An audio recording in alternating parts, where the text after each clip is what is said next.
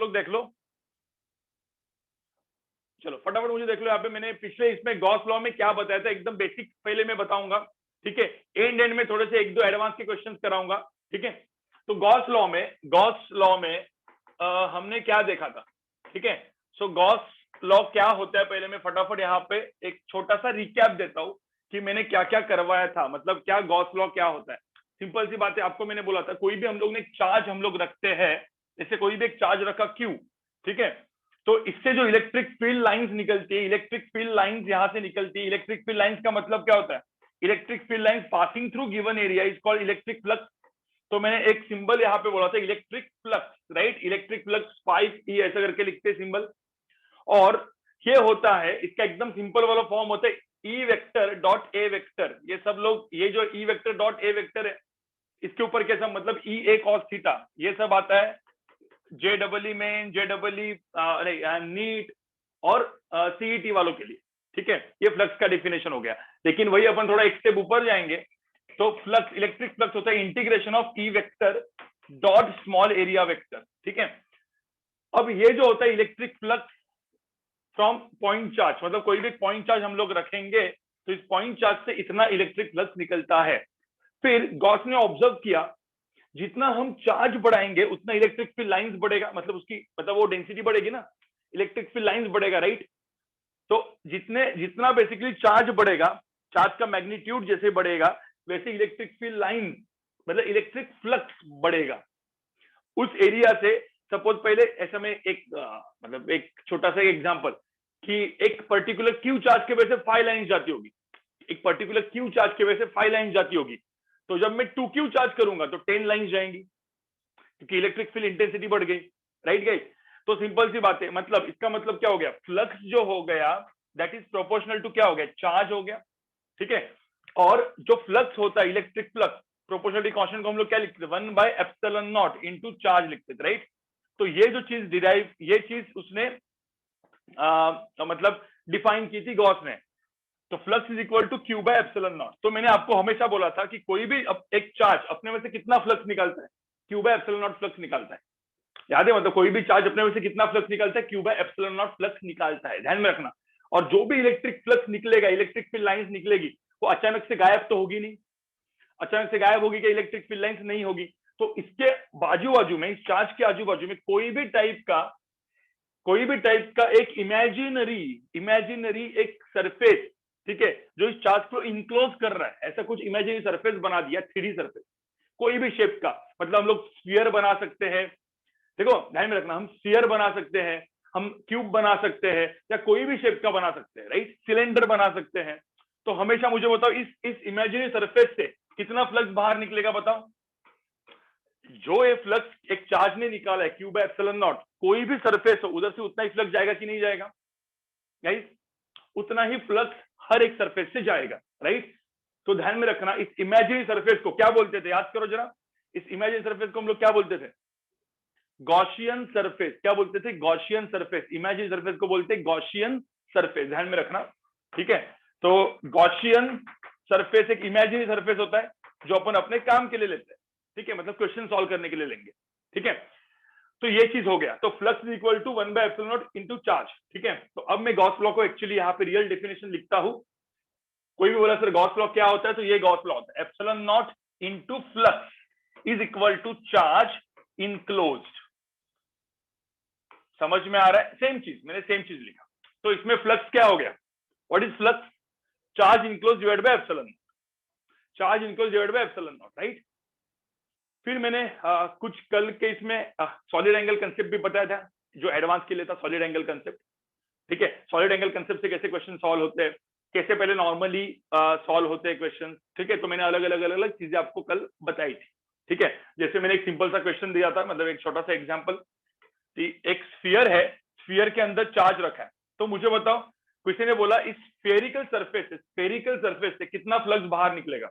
तो फ्लक्स की वैल्यू क्या लेंगे अपन, स्फेरिकल सरफेस से कितना फ्लक्स बाहर निकलेगा। तो इस स्फीयर के अंदर चार्ज कितना है, क्यू, तो Q/ε0 निकलेगा, राइट।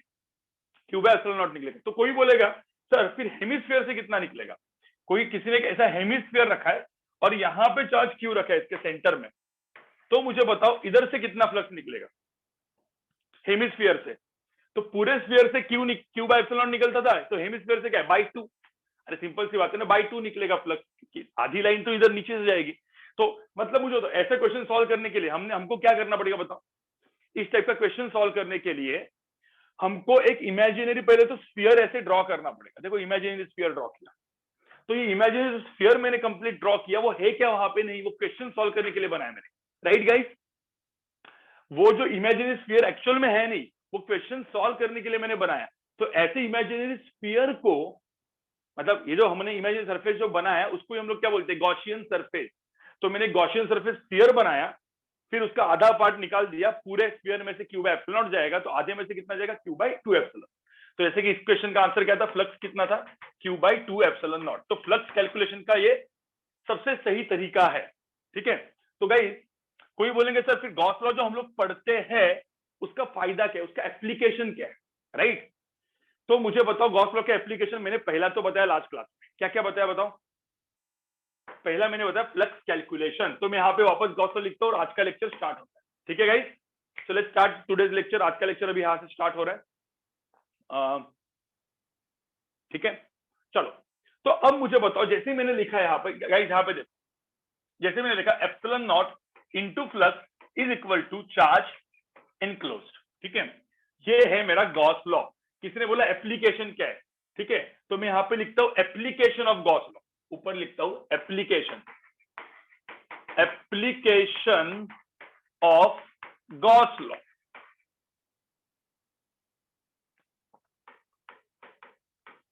तो मुझे तो एप्लीकेशन ऑफ गॉस लॉ क्या है, पहला मुझे बताओ, पहला एप्लीकेशन हमने क्या पढ़ा, फ्लक्स का कोई इंटीग्रेशन करने की जरूरत नहीं है। कोई बोलेगा सर फ्लक्स को इंटीग्रेट करके निकालते, गाइस मत निकालो, स्टार्टिंग में तो नहीं निकालना है। कभी कभी ऐसा क्वेश्चन एडवांस में आ सकता है जहां पे आपको इंटीग्रेशन करने की जरूरत पड़े, लेकिन जनरली फ्लक्स के लिए जो अच्छे अच्छे क्वेश्चन होते हैं वो डायरेक्टली गॉस लॉ से, सॉलिड एंगल्स वगैरह हो जाते हैं, जो मैंने आपको कल से परसों के लेक्चर में बताया था, ठीक है? तो पहला एप्लीकेशन तो यहाँ पे मैंने बोल दिया फ्लक्स कैलकुलेशन। फ्लक्स कैलकुलेशन जो हो गया है, राइट, इसके ऊपर टिक मारता हूं, हो गया, ठीक है? सेकेंड एप्लीकेशन जो आज हम लोग पढ़ेंगे, मैं वापस बता रहा हूं, और मैं हमेशा एकदम पहले भी आपको बताया था, आपको याद होगा इंटीग्रेशन में हमने कुछ कुछ सरफेस के इलेक्ट्रिक फील्ड निकाले थे। हम लोग बोलेंगे electric field calculation, electric field calculation. अब तुम लोग बोलेंगे सर इलेक्ट्रिक फील्ड कैसे निकलेगा यहां से, ठीक है? अब यहां पे मैं एक ब्रैकेट में डाल देता हूं फॉर सिमेट्रिक सरफेसेस, ठीक है?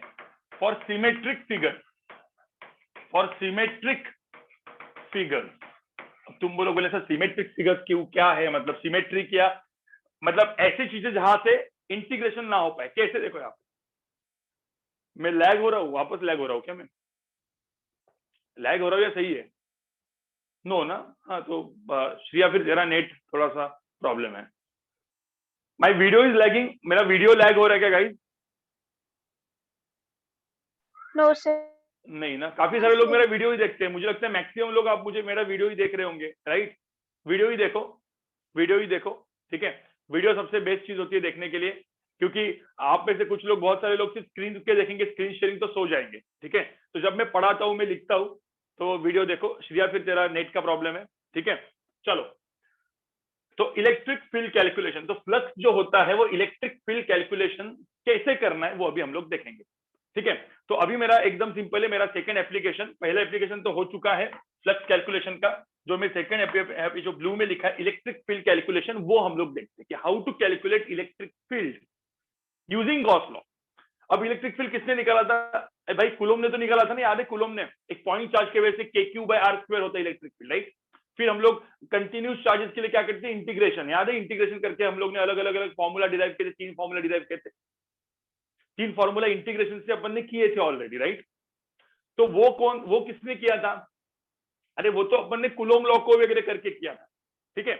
लेकिन अपन यहां पे देखेंगे गॉस से भी इलेक्ट्रिक फील्ड निकलता है, और एग्जैक्ट सेम चीज ग्रेविटेशन में होगी। मैं इसको एग्जैक्ट गॉस लॉ को भी बहुत अच्छे अच्छे ग्रेविटेशन के प्रॉब्लम, ग्रेविटेशन उसके प्रॉब्लम में भी गॉस लॉ से सॉल्व करता हूँ, इसीलिए मैं ग्रेविटेशन को इलेक्ट्रोस्टैटिक्स के बाद पढ़ाता हूँ। कुछ लोग इलेक्ट्रो पढ़ाते नहीं, ग्रेविटेशन पढ़ा देते, फिर उनको लंबा टाइम जाता है, ठीक है? इलेक्ट्रोस्टैटिक्स के बाद ग्रेविटेशन जब हम लोग पढ़ते हैं तो बहुत अच्छे अच्छे क्वेश्चन यूं ही सॉल्व होते हैं, ठीक है? आप देखोगे, मैं आपको बताऊंगा अगले हफ्ते में, नेक्स्ट लेक्चर में, आई थिंक थर्सडे में आपको बताऊंगा मैं। ग्रेविटेशन खत्म कर देंगे हम लोग एक ही दिन में, ठीक है। चलो आगे बढ़ते हैं। इलेक्ट्रिक फील्ड कैलकुलेशन नाम लिख देता हूं मैं, ठीक है। सो मैं यहाँ पे ईएफ कैलकुलेशन लिखता हूँ, किसी को चाहिए तो इतना लिख दो, इतना लिख दो, और फिर इलेक्ट्रिक फील्ड कैलकुलेशन हम लोग देखते हैं। चलो यहाँ पे लिखता हूं मैं, फिर आगे बढ़ेंगे, ठीक है। अब तुम लोग बोलेंगे सर इससे इलेक्ट्रिक फील्ड कैलकुलेशन कैसे मिलेगा, ठीक है। तो यहाँ पे देखो, मैं पहले इसको गॉस लॉ लिख दिया, epsilon naught into flux is equal to charge enclose. मुझे कोई बोल सकता है फ्लक्स जो है, फ्लक्स फ्लक्स किस तरीके से लिख सकते हैं? कोई बोलेगा सर इलेक्ट्रिक फ्लक्स किन दो वे से लिख सकते हैं?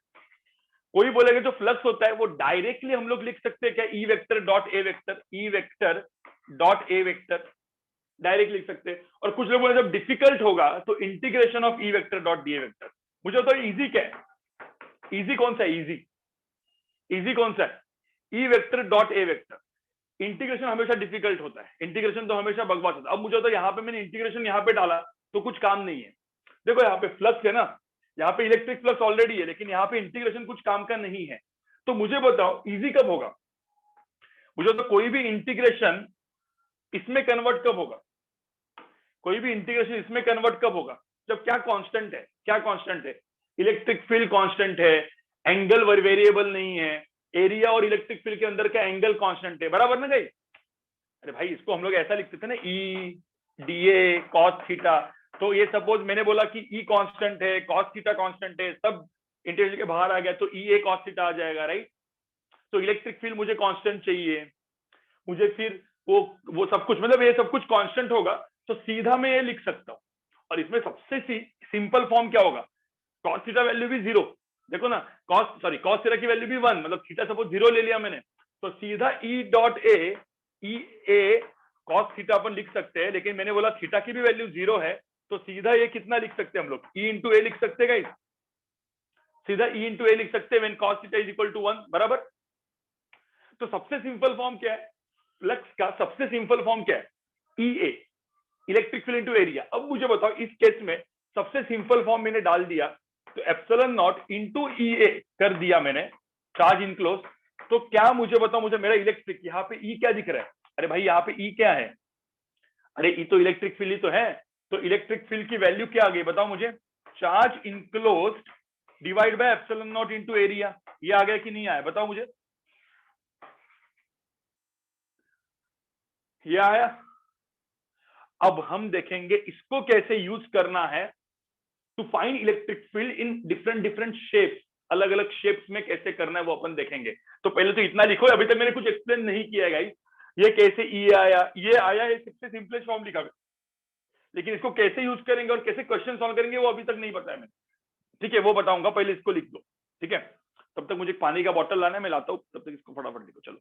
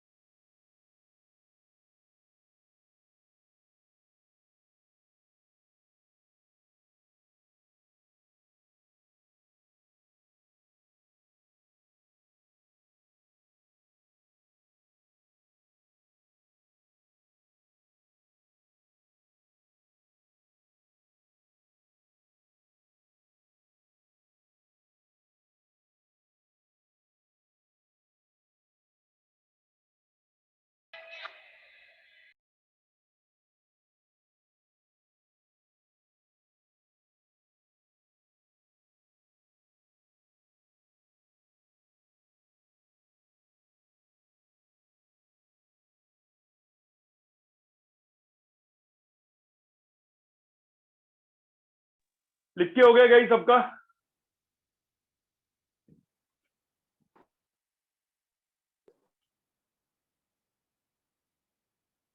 Yes sir.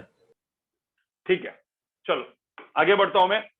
अब तक मैंने कुछ बताया नहीं है, तो अभी कुछ क्वेश्चन आपको आना ही नहीं चाहिए, ठीक है? अभी कोई भी क्वेश्चन आप नहीं पूछोगे, सिर्फ अब तक क्योंकि कुछ बताया नहीं है मैंने, ठीक है? तो मैंने क्या बोला था अभी यहाँ पे देखो, सबसे सबसे पहली चीज मैंने क्या बोली थी, epsilon naught into flux is equal to charge enclose था, ठीक है? ये गॉस लॉ अपने गॉस ने बताया था, ठीक है? तो गॉस भाई साहब ने तो ये बताया था। अब फ्लक्स को अपन क्या कर रहे हैं, इलेक्ट्रिक फील्ड ढूंढना है अपने को। क्या ढूंढना है? इलेक्ट्रिक फील्ड ढूंढना है यूजिंग गॉस लॉ।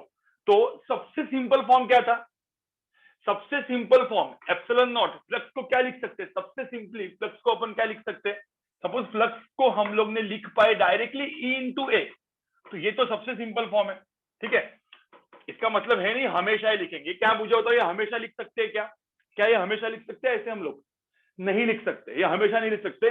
इसमें कंडीशन थी कि थीटा की वैल्यू 0 होनी चाहिए, तो कॉस थीटा हो जाएगा 0। अब मैं थीटा थोड़ा यहाँ पे एक क्यू की तरह लिखते हैं, चार्ज की तरह ही दिख रहा है ये थीटा जो है ना। आजकल मेरे को थोड़ा सा थीटा का सिंबल मुझे चेंज करना पड़ेगा, ठीक है? सर हाँ बोलो। cos थीटा 1 होगा ना? हाँ सॉरी वही, एक मिनट रुको, थीटा का सिंबल चेंज कर लेता हूं मैं। कोमल एकदम स्मार्ट हो गई। थीटा इज इक्वल टू 0, तो कॉस थीटा जो हो जाएगा, ठीक है, वो कितना हो जाएगा? 1। सिर्फ इसी कंडीशन में, दिस इज गिवन कंडीशन, ठीक है? यही कंडीशन सिर्फ होनी चाहिए, इस कंडीशन में ही, ठीक है? इस कंडीशन में ही हम लोग लगा सकते हैं, राइट गाइज? तो ये कंडीशन में ही लगा सकते हैं। इसका मतलब मेरा इलेक्ट्रिक फील्ड इस केस में क्या आएगा? Q enclose divide by epsilon into area. तो इस केस में मेरा इलेक्ट्रिक फील्ड आएगा Q enclose divide by epsilon naught into area. तो ये हो जाएगा मेरा इलेक्ट्रिक फील्ड, ठीक है? तुम मुझे लेकिन सर ऐसे कंडीशंस बताओ तो जरा कि कहां कहां पे कंडीशन होती है। तो मैं आपको ना 3 केसेस बताने वाला हूं यहाँ पे, जो इवन बोर्ड्स में भी है गाइस। ये सारे कंडीशंस बोर्ड्स में भी है, 12th के बोर्ड में। तो जो बोर्ड वाले बच्चे लोग भी यहाँ पे बैठे हैं ना गाइस, वो भी अच्छे से देखो यहाँ पे, ठीक है? तो आपके बोर्ड्स में है, मतलब सीबीएसई बोर्ड हो, एसएससी बोर्ड हो, आईएससी बोर्ड हो, सब में ये चीज है। ये 3 कंडीशन है, ठीक है? 3 कंडीशन के बाद कुछ कुछ कंडीशन आएगी जो कहां पे है? जेई में, नीट में, ठीक है? तो यहाँ पे गाइस पहले ध्यान से देखो, सबसे पहला कंडीशन यहाँ पे लिख देता हूं मैं, ठीक है? केस 1, पॉइंट चार्ज, ठीक है? Point charge. अब मुझे बताओ पॉइंट चार्ज में इलेक्ट्रिक फील्ड कैसे निकलता है? इलेक्ट्रिक फील्ड पॉइंट चार्ज का वेरिएबल होता है या कांस्टेंट होता है?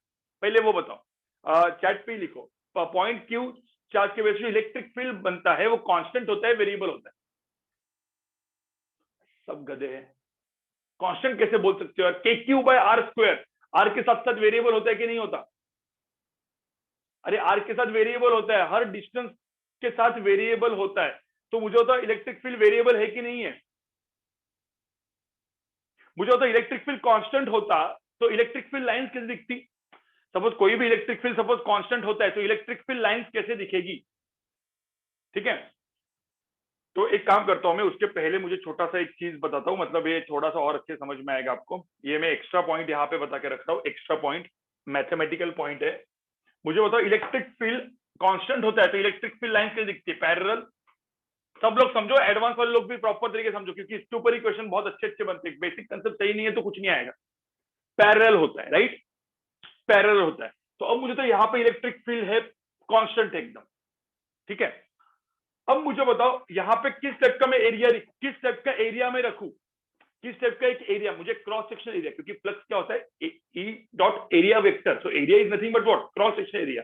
तो मुझे होता है यहाँ पे कोई भी टाइप का क्रॉस सेक्शन चलेगा, कोई भी टाइप का क्रॉस सेक्शन एरिया चलेगा कि नहीं चलेगा? कुछ लोग बोलेंगे सर मैं यहाँ पे ऐसे एक एरिया बना दूं, चल जाएगा। कोई बोलेगा सर यहाँ पे एक ऐसा सर्कल टाइप का क्रॉस सेक्शन बना दूं, चलेगा कि नहीं चलेगा? तो जैसे ये भी एक एरिया हो गया, ये भी एक एरिया हो गया, दोनों टाइप के एरिया में सपोज एरिया वेक्टर परपेंडिकुलर मतलब पैरेलल हो, तो इस केस में फ्लक्स कितना आएगा, फ्लक्स कितना आएगा, सीधा फ्लक्स E इंटू ए आएगा कि नहीं आएगा, E इंटू ए आएगा कि नहीं आएगा, क्योंकि कॉस थीटा तो यहाँ पे 0 है, E आएगा, ई ए इंटू कॉस 0, बराबर ना, जो मैंने लिखा था वो इसमें वैलिड है, इसमें वैलिड है। हाँ, अब मुझे बताओ, कोई कोई कोई पॉइंट चार्ज के वजह से बन रहा है, पॉइंट चार्ज की वजह से, बहुत इंपॉर्टेंट है ये, बहुत इंपॉर्टेंट, पॉइंट चार्ज के वजह से सपोज बन रहा है, तो मुझे बताओ पॉइंट चार्ज की वजह से सपोज बन रहा है, तो इलेक्ट्रिक फील्ड कैसे दिखता है पॉइंट चार्ज के वजह से, away from the charge, suppose positive होगा, नेगेटिव होगा टूवर्ड चार्ज, अब पॉजिटिव ले लेते हैं, ठीक है। तो अब मुझे होता है ये अवे फ्रॉम द चार्ज बनेगा। अब मुझे तो यहाँ पे इलेक्ट्रिक फील्ड लाइंस कांस्टेंट वाली दिख रही है क्या तुमको, ये कांस्टेंट वाली इलेक्ट्रिक फील्ड लाइंस है क्या, नहीं है, ये वेरिएबल है, वेरिएबल है। लेकिन मुझे ऐसा बोला है कि भाई इसमें भी मुझे कांस्टेंट इलेक्ट्रिक फील्ड चाहिए, कांस्टेंट इलेक्ट्रिक फील्ड चाहिए, ठीक है, और मुझे इलेक्ट्रिक फ्लक्स निकालना है। तो मुझे तो इलेक्ट्रिक फ्लक्स निकालने के लिए मुझे किस टाइप का एक इमेजिनरी सरफेस बनाना पड़ेगा, बताओ मुझे, एक बात बताओ, इमेजिनरी क्या बनाना पड़ेगा जिससे कांस्टेंट इलेक्ट्रिक फ्लक्स निकलेगा, मतलब गॉसियन सरफेस कैसे बनाना पड़ेगा, बताओ मुझे, जस्ट एक छोटा सा आइडिया, राइट। स्फीयर, क्यों स्फीयर, बताओ मुझे, क्योंकि सपोज मैं एक डिस्टेंस r लिया, एक पॉइंट लिया, तो डिस्टेंस r पे है, ठीक है, तो मुझे तो इस r डिस्टेंस पे जो इलेक्ट्रिक फील्ड होगा वो क्या होगा, कांस्टेंट होगा कि नहीं होगा, मतलब कांस्टेंट मतलब क्या, हर एक पॉइंट r, हर रेडियस r पे, हर डिस्टेंस r पे, मतलब इक्वी डिस्टेंस, सब इक्वी डिस्टेंस पे, मतलब एक स्फेरिकल चीज मैंने बना दी, सर्कल नहीं है, स्फीयर, 3 डायमेंशन, तो मैंने, मुझे होता है एक स्फीयर मैंने बना दिया, तो इस स्फीयर के डिस्टेंस r पे जो इलेक्ट्रिक फील्ड होगा, ये इलेक्ट्रिक फील्ड, ये इलेक्ट्रिक फील्ड, ये इलेक्ट्रिक फील्ड, यहां वाला इलेक्ट्रिक फील्ड, यहां वाला इलेक्ट्रिक फील्ड, ये सब क्या हो जाएगा, कांस्टेंट हो जाएगा। कहीं ये सारे वाले इलेक्ट्रिक फील्ड कांस्टेंट होंगे कि नहीं होंगे, होंगे, लेकिन हाँ ये r बदलेगा तो नहीं होगा, मतलब एक स्फीयर बनाया फिर दूसरा स्फीयर दूसरे रेडियस का बनाया, तो उधर का जो इलेक्ट्रिक फील्ड होगा वो वेरिएबल होगा। लेकिन मुझे पता इस पहले वाले इस पर्टिकुलर फिगर में इलेक्ट्रिक फील्ड पूरे स्फीयर के ऊपर इलेक्ट्रिक फील्ड कांस्टेंट होगा कि नहीं होगा, इलेक्ट्रिक फील्ड, मतलब इलेक्ट्रिक फील्ड का मैग्नीट्यूड बोल रहा हूं मैं। पहले मुझे तो इतना समझ में आया क्या, ये समझना बहुत जरूरी है, पूरे स्फीयर पे इलेक्ट्रिक फील्ड कांस्टेंट होगा क्योंकि डिस्टेंस सेम है, और वो तुमको पता है बाय बाय कौन सा लॉ, बाय कौन सा लॉ, बाय अपना कुलोम्स लॉ, इलेक्ट्रिक फील्ड की वैल्यू आपको पता है, मैं यहाँ पे कुलोम्स लॉ का लिख देता हूँ, k3/r² होती है, ये आपको पता है, मतलब 1/4πε0 इंटू q/r² होता है फील्ड ड्यू टू क्या, पॉइंट चार्ज, बता के रख रहा हूँ, ठीक है। हाँ, लेकिन भाई गॉस को ये पता नहीं था, गॉस को थोड़ी पता था कि ये कुलोम का इलेक्ट्रिक फील्ड है, वो अपना अपना एक्सपेरिमेंट कर रहा था, लेकिन उसको पता है भाई कोई भी पॉइंट चार्ज रखेगा तो पॉइंट चार्ज पे सेम डिस्टेंस पे इलेक्ट्रिक फील्ड तो बाय लॉजिक कांस्टेंट ही होगा, बराबर। तो बाय लॉजिक उसने एक ऐसा गॉसियन सरफेस बनाया, मतलब एक इमेजिनरी सरफेस बनाया, स्फीयर। अब मुझे बताओ कोई भी स्फीयर का, स्फेरिकल सरफेस का एरिया वेक्टर क्या होता है, मैंने हमेशा क्या बोला था, जो भी प्लेन, जो सपोज स्फेरिकल सरफेस है तो area vector is always perpendicular, but यहाँ पे आप देखोगे कोई भी स्फीयर का जो क्रॉस सेक्शनल एरिया होता है वो स्फेरिकल तो होता है, लेकिन छोटा क्रॉस सेक्शनल एरिया पकड़ेंगे अपन, जैसे कि यहाँ का एक छोटा डीए एरिया पकड़ेंगे, तो ये डीए वेक्टर कैसे होगा, डीए वेक्टर कैसे होगा, perpendicular to the area, but यहाँ पे आप पकड़ोगे, यहाँ पे भी dA vector perpendicular to area, तो मुझे तो ये डीए वेक्टर आप देखोगे तो हमेशा देखो डीए वेक्टर खुद बदल रहा है, देखो इलेक्ट्रिक फील्ड की डायरेक्शन भी यहाँ पे अलग अलग है, लेकिन सिमिलरली डीए वेक्टर की डायरेक्शन भी अलग अलग है, ई और डीए में एंगल कितना आ रहा है भाई, इसमें ई एंड डीए में एंगल कितना आ रहा है,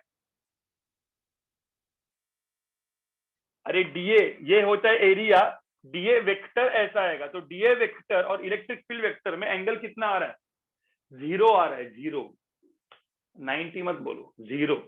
तो electric field vector and DA vector दोनों में एंगल कितना आ रहा है, 0 आ रहा है। तो मुझे बताओ जब मैं फ्लक्स, आपको ऐसा लगेगा यार पॉइंट चार्ज के वजह से इलेक्ट्रिक फील्ड तो वेरिएबल होता है, लेकिन स्फेरिकल सरफेस के लिए हम जब इसका इंटीग्रेशन करते हैं तो flux integration of E vector dot DA vector होता है, लेकिन अपन ने अभी जस्ट किया कि यहाँ पे ई डी ए कॉस 0 आ रहा है, और ऊपर से एक चीज क्या देखी कि इलेक्ट्रिक फील्ड भी कांस्टेंट है, तो इंटीग्रेशन के बाहर आ गया कि नहीं आया, अरे इंटीग्रेशन के बाहर आ गया, तो यहाँ पे क्या हो गया, यहाँ पे क्या हो गया, ई इंटू क्या हो गया, ई इंटू ए आ गया।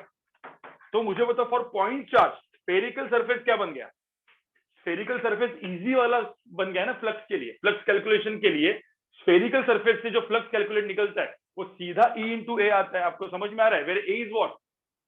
Surface area of the sphere. ये समझ में आ रहा है गाइस? भाई ये समझ में आ रहा है? Area is surface area of the sphere. अब इतना सारा मैथ्स पढ़ा है आपने एक साल, समझ में आना चाहिए, क्योंकि मैथमेटिकल चीज बताई मैंने, इसमें कोई फिजिक्स नहीं, ये मैथमेटिक्स बताया मैंने। ठीक है, तो मैं वापस एक बार बोलता हूँ, आपको चाहिए तो लिख के रखना है आपको। Yes sir. ठीक है, इसको लिख के रखो, एक छोटा सा एक चीज लिख के रखो, मतलब कैसे फ्लक्स कैलकुलेशन इजी हो। देखो यहाँ पे this is flux calculation easy. ठीक है, ये हो गया अभी फ्लक्स कैलकुलेशन इजी कर दिया मैंने। ठीक है, कैलकुलेशन इजी हो गया। क्यों? फॉर यहाँ पे क्या first easy for what? For what? For sphere. ठीक है, फॉर स्फीयर। तो गॉसियन सरफेस स्फीयर बन गया तो फ्लक्स कैलकुलेशन इजी हो गया। तो हमें देखना पॉइंट चार्ज की वजह से through sphere flux calculation easy होता है। ठीक है, हाँ लास्ट स्लाइड दिखाता हूं, पहले ये स्लाइड लिखो फिर आगे का स्लाइड दिखते हैं। ठीक है, उसके बाद में वो बताने वाला हूं। वो सिलेंडर विलेंडर का एग्जांपल लेते हैं, पहले ये कर लो। सिलेंडर भी आएगा यहाँ पे, सिलेंडर भी आएगा।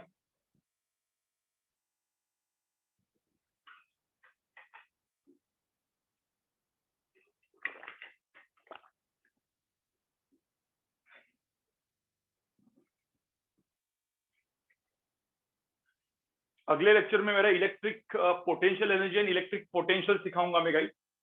Electric potential energy and electric potential सिखाऊंगा।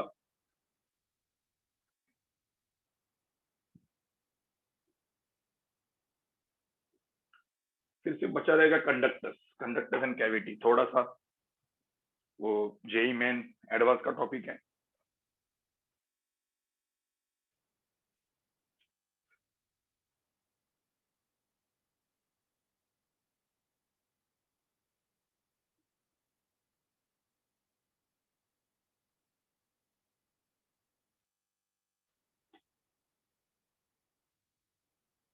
चलो मुझे बताओ, ये लिखो, ये मतलब जो भी है, मतलब कैसे मैंने सिर्फ दिखा है कि इलेक्ट्रिक फील्ड जब कांस्टेंट होता है तो ऐसा दिखता है, जिसमें electric field uniform, electric field variable.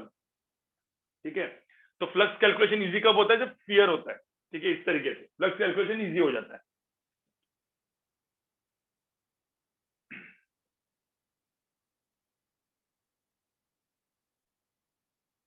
चलो आगे बढ़े गाइस। मैं एक बार वापस Yes, बताया, sir. मतलब एक बार मैं छोटा सा वापस बताऊंगा। ठीक है, चलो आगे बढ़ते हैं।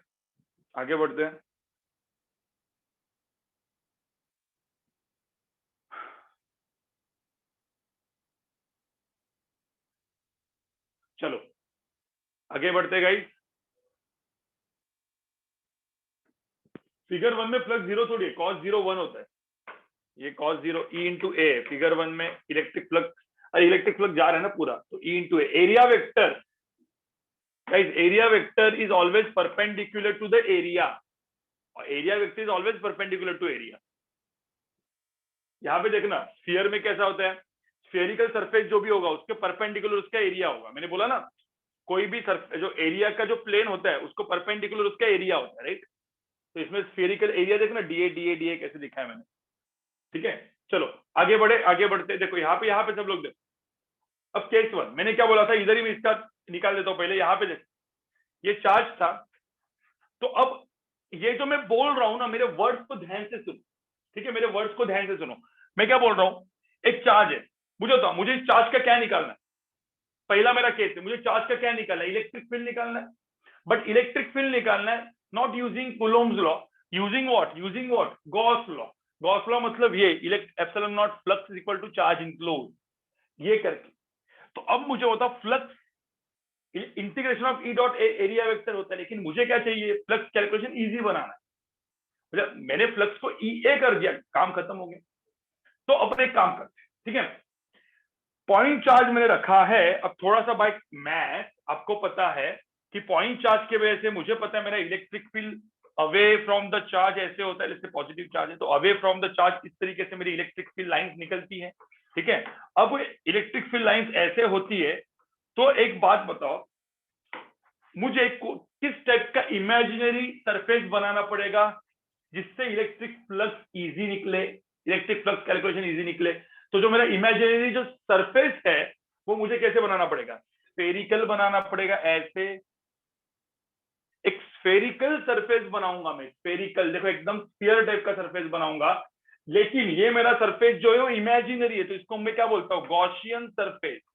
तो मैं इसको बोलता हूँ गॉसियन सरफेस। तो मेरा गॉसियन सरफेस बन गया स्फेरिकल सरफेस, ठीक है, इमेजिनरी। ये मैंने इमेजिन क्यों किया, क्योंकि मुझे फ्लक्स कैलकुलेशन इजी बनाना था, बन गया। तो अब मुझे एक काम करते, यहाँ पे कहीं भी कोई भी पॉइंट पे इलेक्ट्रिक फील्ड होगा, यहाँ पे देखो कोई भी पॉइंट पे जो इलेक्ट्रिक फील्ड होगा वो ऐसे होगा, इलेक्ट्रिक फील्ड ऐसे होगा, इलेक्ट्रिक फील्ड ऐसे होगा, इलेक्ट्रिक फील्ड, देखो यहाँ पे इलेक्ट्रिक फील्ड ऐसे लिख दिया मैंने। और एरिया वेक्टर चाहिए, तो मेरा एरिया वेक्टर हमेशा एरिया के परपेंडिकुलर होता है। तो ये एरिया वेक्टर हो गया, ये एरिया वेक्टर हो गया। अब यहाँ पे मैंने ऑब्जर्व किया, हमेशा मेरा एरिया वेक्टर और इलेक्ट्रिक फील्ड दोनों पैरेलल आ रहे हैं, तो इलेक्ट्रिक फील्ड और एरिया वेक्टर के अंदर का एंगल 0 हो रहा है। तो मैं खुश हो गया, क्यों, क्योंकि मेरा फ्लक्स कैलकुलेशन इजी हो गया। तो मुझे बताओ, इससे मेरा जो फ्लक्स कैलकुलेशन आया, तो मेरा जो फ्लक्स कैलकुलेशन आया वो integration of E vector dot DA vector से डायरेक्टली क्या चेंज हुआ, ई और डीए के अंदर का एंगल 0 है। अब electric field E D A cos 0 हो गया, और कॉस 0 1 होता है, और इलेक्ट्रिक फील्ड यहाँ पे क्या था, कांस्टेंट था, क्योंकि सेम आर रेडियस पे, देखो ये डिस्टेंस मैंने सपोज आर ले लिया, ठीक है, यहाँ पे जो डिस्टेंस है वो आर ले लिया मैंने। तो अब मुझे होता है सेम डिस्टेंस पे इलेक्ट्रिक फील्ड कांस्टेंट होता है, राइट। तो इलेक्ट्रिक फील्ड यहाँ पे क्या आ गया, मैं यहाँ पे लिख देता हूँ, माई इलेक्ट्रिक फील्ड इज कांस्टेंट। तो ये इलेक्ट्रिक फील्ड कांस्टेंट होने के वजह से इसके इंटीग्रेशन के बाहर चला गया, और मेरा जो फ्लक्स आ गया, तो फ्लक्स आ गया सीधा ई इंटीग्रेशन ऑफ डीए। अब छोटे छोटे डीए को ऐड करो, अरे डीए डीए डीए डीए, छोटे छोटे डीए को मैंने ऐड किया, तो पूरा का पूरा क्या बन जाएगा, एरिया बन जाएगा। और एरिया जो बन जाएगा वो कौन सा एरिया, स्फीयर का एरिया। स्फीयर का सरफेस एरिया कितना होता है, 4 पाई आर स्क्वायर। अरे भाई याद है, area of area, surface area of sphere क्या होता है, 4 पाई आर स्क्वायर, ठीक है, 4 पाई आर स्क्वायर, ठीक है। तो ये मेरा फ्लक्स हो गया। बस फिर अपन ने अपना गॉस लॉ को याद किया। गॉस भाई साहब ने जो बोला था, epsilon naught into flux is equal to charge enclose. अब फ्लक्स के जगह क्या डाल दो, अरे फ्लक्स के जगह क्या डाल दो, E into 4 pi r square डाल दो। समझ में आ रहा है क्या, देखो फ्लक्स की जगह ए डाल दिया मैंने, इज इक्वल टू क्या हो गया, चार्ज इनक्लोज आ गया। तो मुझे बताओ यहाँ पे इलेक्ट्रिक फील्ड कितना है, तो इलेक्ट्रिक फील्ड इधर रखो, बाकी सब उधर लेके जाओ।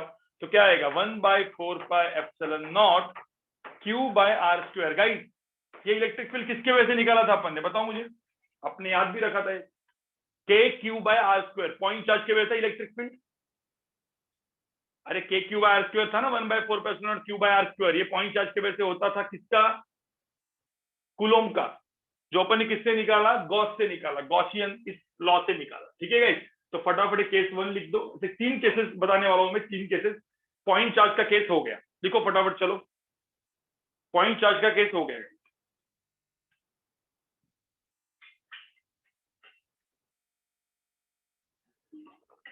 सबको समझ में आया भाई, सबको समझ में आया,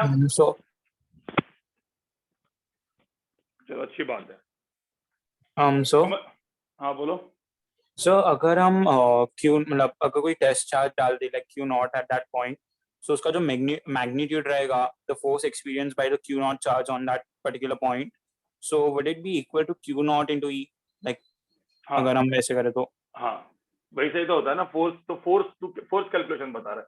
अभी अपन सिर्फ इलेक्ट्रिक फील्ड निकाल दे, फोर्स तो हमेशा क्यू इंटू ई रहेगा, Q into electric field at that point.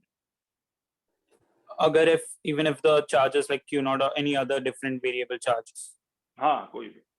okay sir, चलो फटाफट लिखो, चलो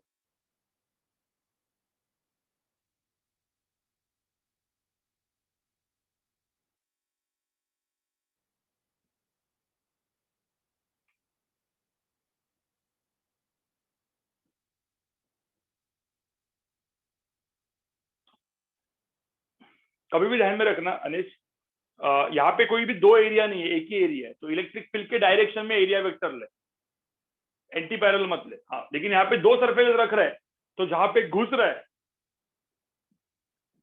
और जहां पे बाहर निकल रहा है, ठीक है, एक को प्लस लेने का, एक को माइनस लेने का।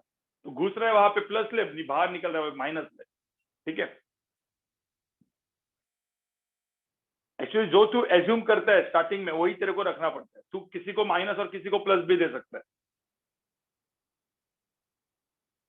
कुलोम और गॉस का मतलब सेम फॉर्मूला निकला, हाँ राइट। तो कुलोम एंड गॉस से सेम ही फॉर्मूला निकलेगा ना, कैसे नहीं निकलेगा बता मुझे देवा। कुलोम एंड गॉस से सेम फॉर्मूला नहीं निकलेगा तो गलत ही हो जाएगा थ्योरी। अलग अलग साइंटिस्ट अलग अलग काम पे मतलब करते हैं, अलग अलग टाइम पे काम करते हैं, लेकिन सबसे एक ही चीज निकलती है, तो यही तो वैलिड होती है ना थ्योरी।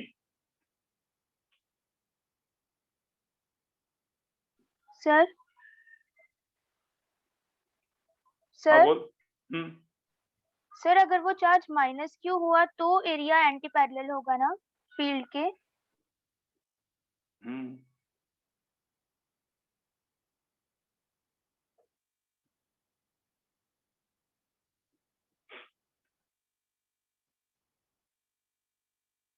हाँ, एडवांस का मैं आज लूंगा ना, लेकिन एडवांस का लास्ट एकदम लंबा लेक्चर नहीं लूंगा मैं। लास्ट का 8:30 to 9 o'clock एडवांस लूंगा मैं।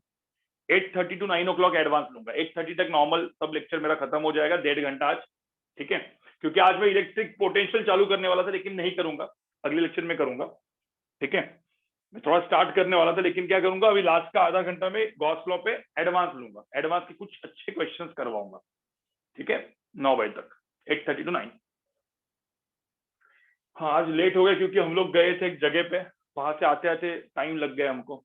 बारिश भी थी बहुत ज्यादा। सब पूरा मुझे लगता है पूरा मुंबई ही निकला है बाहर। मतलब लॉकडाउन में ना, लॉकडाउन के बाद ऐसा लग रहा है कि लॉकडाउन कुछ है ही नहीं। ये बहुत खतरनाक चीज है। मुझे लगता है 15-20 दिन के बाद क्या पता क्या होने वाला है वापस। जिस तरीके से लोग बाहर निकल रहे हैं ना, मतलब वो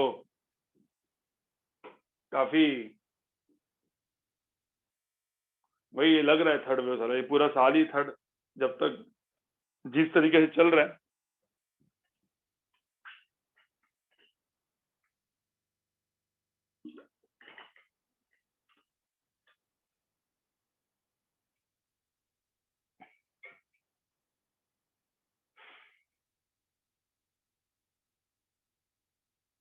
वही तो, तुम लोग तो ठीक है यार।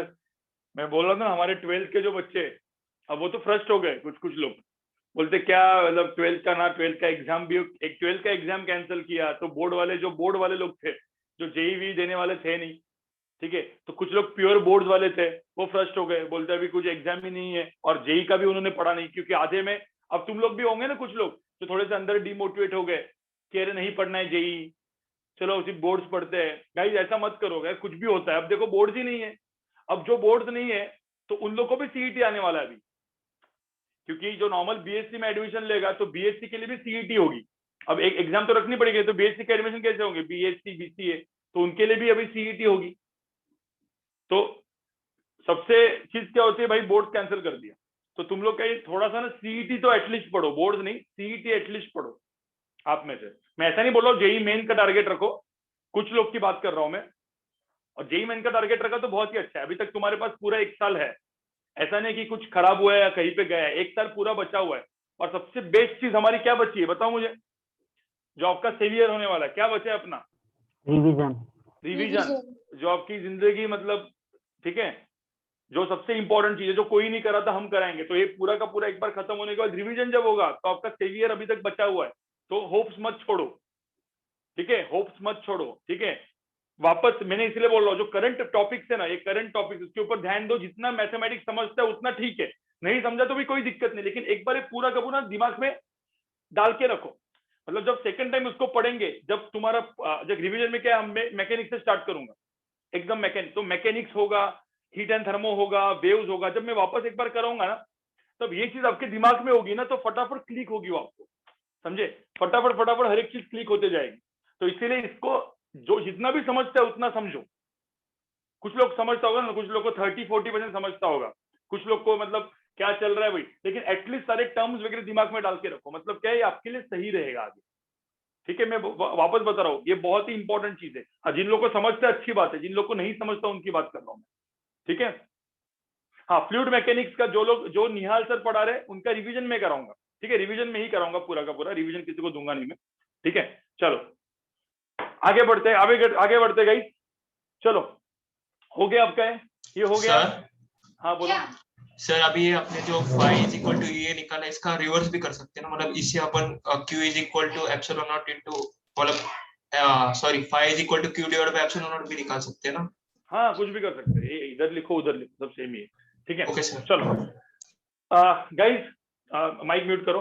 अब यहाँ पे देखो केस 1 होगी फॉर पॉइंट चार्ज, किसके लिए हो गया है, फॉर पॉइंट चार्ज के लिए ये हो गया, ठीक है। अब मुझे एक बात बताओ, ये तो पॉइंट चार्ज था, मैं केस 2 लिखता हूँ, ठीक है। पहले मुझे बताओ केस 2 है, अब केस 2 एक इनफाइनाइट वायर। अब यहाँ पे देखो ये वायर है लेकिन इनफाइनाइट है, देखो इनफाइनाइट। अभी कोई थोड़ा सा सोचो यार, एक इनफाइनाइट प्लस चार्ज की वायर रखी है और मैंने बोला है कि ये लैम्बडा है। लैम्बडा का मतलब क्या होता है, charge per unit length is lambda. Lambda का मतलब क्या होता है, चार्ज पर यूनिट लेंथ, ठीक है। लीनियर चार्ज डेंसिटी बोलते हैं अपन, राइट, लीनियर चार्ज डेंसिटी। अब मुझे होता है एक वायर रखा है बहुत लंबा सा, मतलब बहुत सारे से पॉइंट चार्जेस रखे हुए हैं, बहुत लंबा सा।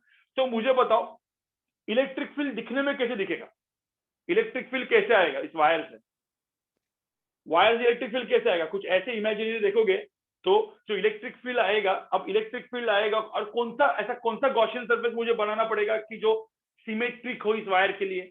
जैसे पॉइंट चार्ज के लिए स्फीयर था, जिससे इलेक्ट्रिक फ्लक्स कैलकुलेशन इजी हो गया, तो थोड़ा सा मुझे बताओ वायर के लिए कौन सा वो बन सकता है, बिल्कुल सिलेंडर बनेगा, सिलेंडर। अरे क्यूबॉइड वेवॉइड कैसे बनेगा भाई, थोड़ा सा मैथ सुधारो। सिलेंडर बनेगा गाइस, सिलेंडर बनेगा ऐसे।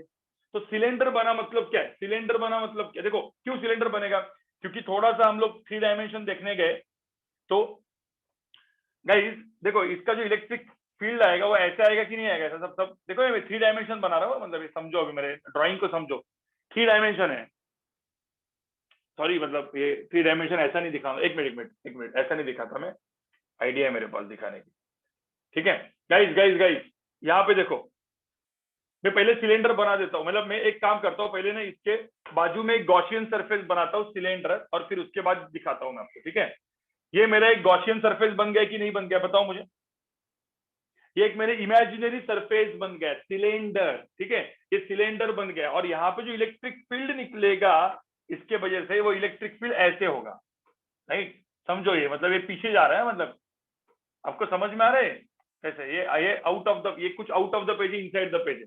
कुछ लोग बोलेंगे सर टॉप व्यू दिखाओ, टॉप व्यू, वायर का टॉप व्यू देखते हैं। मैं यहाँ पे सिर्फ ड्रॉ करके रखता हूँ टॉप व्यू, ठीक है। इसका मतलब है यहाँ पे वायर ड्रॉ किया, वायर कहाँ पे जा रहा है बताओ मुझे, inside the page and out of the page. तो ये जो वायर है inside the page and out of the page आ रहा है, समझे। यहाँ पे देखो डॉट लिखा है मैंने, जो डॉट यहाँ पे ड्रॉ किया है, ठीक है, और यहाँ पे लिखा है लैम्बडा, मतलब एक वायर है, ये वायर है, दिस इज वायर, ठीक है, मतलब चार्ज वायर। अब मुझे होता है यहाँ पे जो इलेक्ट्रिक फील्ड आएगा वो कैसे आएगा, ऐसा आएगा कि नहीं आएगा, सिलेंड्रिकली, समझ में आ रहा है। मैं जो यहाँ पे देखो ये जो मैंने यहाँ पे जो व्यू ड्रॉ किया है, दिस इज टॉप व्यू, ये टॉप व्यू है। और ये कौन सा व्यू है, ये कौन सा व्यू है, साइड व्यू। गाइस समझ में आ रहा है, ये टॉप व्यू है, साइड व्यू है, ठीक है। तो अब यहाँ पे जो सिलेंडर ड्रॉ किया, मैं यहाँ पे जो सिलेंडर, यहाँ पे सर्कल दिखेगा आपको, क्यों, क्योंकि सिलेंडर क्या आ रहा है, आउट ऑफ द पेज आ रहा है, समझे। और ये जो वायर है, ये वायर मैं यहाँ पे लिख देता हूँ, this is wire, it is coming, मतलब मैं डॉट वगैरह लिखता हूँ, this is wire which is coming out of the page inside the page. आपको समझ में, this is top page, this is side. अब समझ में है, अब समझ में है सबको।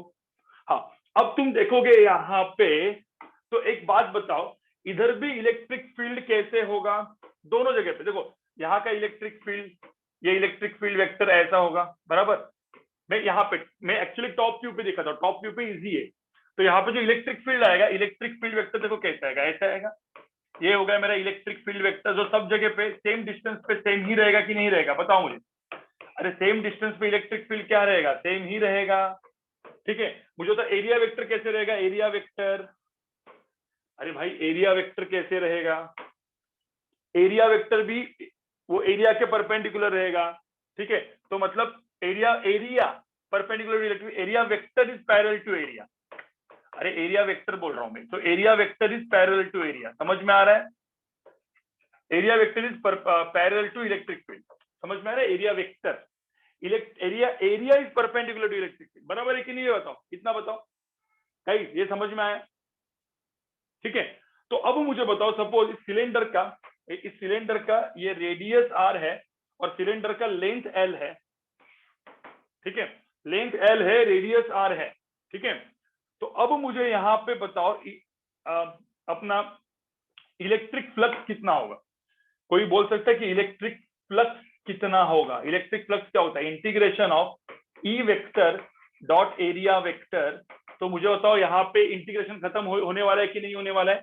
E into A into cos of 0। अब मुझे होता है यहाँ पे cos of 0, electric field constant है क्योंकि रेडियस r पे सब जगह पे जो इलेक्ट्रिक फील्ड मैंने यहाँ पे देखा वो तो कांस्टेंट ही है, इलेक्ट्रिक फील्ड बाहर आ गया तो ई इंटू ए आ गया। कोई बोल सकता है तो इलेक्ट्रिक फ्लक्स की वैल्यू क्या होगी? E into A. Area of cylinder क्या होता है? What is surface area of the cylinder? Area मत बोले, पाई आर स्क्वायर एच एरिया होता है। क्या होता है? 2 पाई आर इंटू एल, याद है? 2 पाई आर इंटू एल, बचपन में पढ़ा होगा, 2 पाई आर इंटू एल। समझ में आया राइट? ये समझ में आया क्या? क्या लिखा मैंने? इलेक्ट्रिक फील्ड क्या लिखा? 2 पाई आर इंटू एल, ठीक है। चलो अब मुझे बताओ अपना गॉस लॉ। भाई गॉस लॉ भी लिख देता हूं मैं यहाँ पे, epsilon naught into flux is equal to charge enclosed. हाँ, अब यहाँ पे एक पंगा है, ठीक है। देखो यहाँ पे लेफ्ट हैंड साइड तो एकदम सिंपल हो गया, एप्सिलॉन टू फ्लक्स कितना हुआ? E into 2 pi r into l हुआ, बराबर ना? यही तो लिखा मैंने, देखो यहाँ पे ई इंटू 2 पाई आर एल लिख दिया, ठीक है। अब मुझे तो चार्ज इनक्लोज कितना लिखेंगे? How much is charge enclose? ये जो चार्ज इनक्लोज है वो कितना होगा? ये कोई पॉइंट चार्ज है क्या? नहीं है। लैम्बडा दिया है, देखो इस चार्ज के लिए क्या दिया है मैंने भाई? चार्ज वायर के लिए क्या दिया है? लैम्बडा दिया है। तो मुझे बताओ कितना, ये पूरे सिलेंडर के अंदर कितना चार्ज है? भाई सिलेंडर के अंदर कितना चार्ज है? कोई बोल सकता है अरे सिलेंडर के अंदर पूरी वायर है क्या? अरे सिलेंडर के अंदर पूरी वायर है क्या? गॉस क्या बोलते हैं? अरे गॉस क्या बोलते हैं? Charge enclosed, enclosed in the Gaussian surface. Gaussian surface तो सिलेंडर है, this is my Gaussian surface जो मैंने बनाया। गॉसियन सरफेस मैंने सिलेंडर क्यों बनाया? क्योंकि कैलकुलेशन को इजी करना था। कौन सा कैलकुलेशन? Flux calculation. तो कितना है? Lambda L. बिल्कुल बिल्कुल। चार्ज कितना है? तो यहाँ पे मैं ग्रीन में लिखता हूँ चाहिए तो, चार्ज इनक्लोज्ड हो जाएगा लैम्बडा। देखो चार्ज होता है लैम्बडा इंटू लेंथ, तो लेंथ कितनी है यहाँ पे? अरे लेंथ कितनी है? लैम्बडा एल है कि नहीं है? समझ में आ रहा है कि मैंने क्या किया? स्टार मार्क करके लिखता हूँ। जो चार्ज यहाँ पे इस सिलेंडर के अंदर है वो लैम्बडा एल है, समझे गाइस? क्योंकि lambda is what? Charge per unit length, समझे? हाँ, तो चार्ज कितना है? Lambda into L. तो यहाँ पे लैम्बडा इंटू एल डाल दो। चलो डाल देता हूँ मैं लैम्बडा इंटू एल, ठीक है। लैम्बडा इंटू एल डाल देते हैं। अब एल एल कैंसल, देखो L L cancel. Electric field कितना आया? How much is electric field? कितना आया? ठीक है, मैं यहाँ पे पूरा का पूरा लिखता हूँ, लैम्बडा डिवाइड बाय क्या? 2 pi epsilon naught into R, समझे guys? Lambda divide by 2 pi epsilon naught R, समझे गाइस? इसको लिख के रखो। आ गया सिलेंडर के वजह, मतलब कोई भी चार्ज वायर के वजह से इलेक्ट्रिक फील्ड, चार्ज वायर की वजह से इलेक्ट्रिक फील्ड कितना है?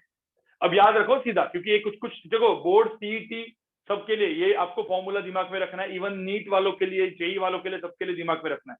Lambda divide by 2 pi epsilon naught r. अब मैं एक बात बताऊं, मुझे तो इनफाइनाइट वायर का केस किया था। एक मिनट, ये लिखो मत, मैं बताता हूँ, उसके बाद लिखो। मुझे तो आपने इनफाइनाइट वायर का केस किया था क्या? याद है? एक कोई भी वायर का केस किया था, वायर का केस। कोई भी वायर होती है, पॉइंट पी पे इलेक्ट्रिक फील्ड कितना आता है? और वो लैम्बडा है और ये डिस्टेंस आर है, तो क्या आता था? याद करो क्या फॉर्मूला था? K lambda by r sine theta 1 plus sine theta 2। याद है कि नहीं है? अरे पहले 2 लेक्चर में किया था। अब मुझे तो यही वायर इनफाइनाइट होगी, इनफाइनाइट वायर होगी, इनफाइनाइट। तो थीटा 1 थीटा 2 कितना होता है? θ1 θ2 कितना होता है 90 होता है, ये भी 90, ये भी 90, तो यहाँ पे आंसर कितना है sin 90 प्लस sin 90 2, तो यहाँ पे आंसर कितना आया था 2k लैम्बडा बाय r। याद है electric field for infinite wire electric field perpendicular बोलते हैं इसको अपन, ई परपेंडिकुलर, क्योंकि ई पैरेलल तो जीरो, क्योंकि for infinite wire cos θ1 minus cos θ2 तो जीरो जाता है, तो हमेशा इलेक्ट्रिक फील्ड ऐसा रहेगा। और 2k लैम्बडा बाय r, इसको अच्छे से लिखो ना, 2 इंटू क्या 1/4 pi epsilon not r lambda, तो आंसर कितना है 2 कैंसिल, तो आंसर कितना है लैम्बडा डिवाइड बाय क्या 2 पाई एप्सिलॉन नॉट r। यही तो आया था, देखो ना यही आया था कि नहीं, अरे भाई यही तो आया था कि नहीं, ये कहां से आया था इंटीग्रेशन वाला अपना जो किया था अपन integration for very long wire, मैंने आपको उधर लिख के भी दिया था, गॉस लॉ से प्रूव करेंगे यही चीज फॉर सिमेट्रिक कंडीशन, ठीक है, फॉर सिमेट्रिक कंडीशन है प्रूव करेंगे। चलो तो ये था, ये मत जस्ट आपको जस्ट दिखाया, सेम चीज आता है और गॉस लॉ से भी सेम आया, ठीक है। चलो लिख दो इसको,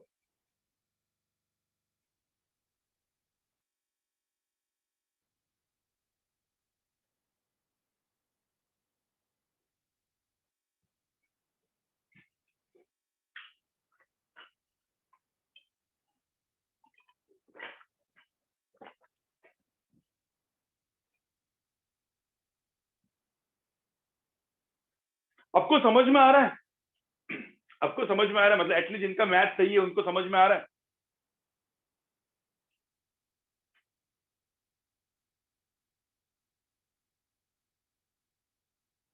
नहीं नहीं देखो, जेई एडवांस को जेई मेन वालों को समझ में आ ही जाएगा, नीट वालों को, क्योंकि आपका मैथ सही नहीं होता तो नीट वालों को अंडरस्टैंडिंग में थोड़ा सा प्रॉब्लम होगा, ठीक है।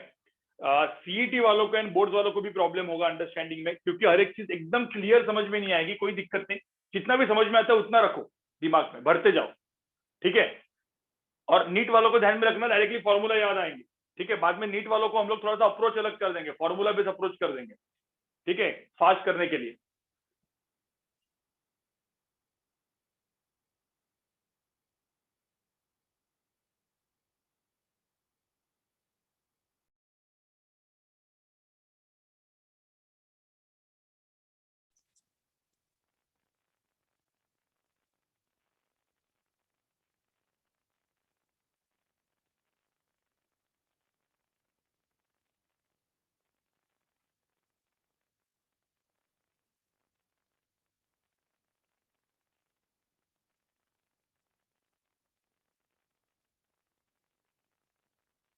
जायान समझ में आ रहा है जायान? Yes, sir. कितना परसेंट, 100% या 80%, 70%? Sir, 85% तक। चलो अच्छी बात है।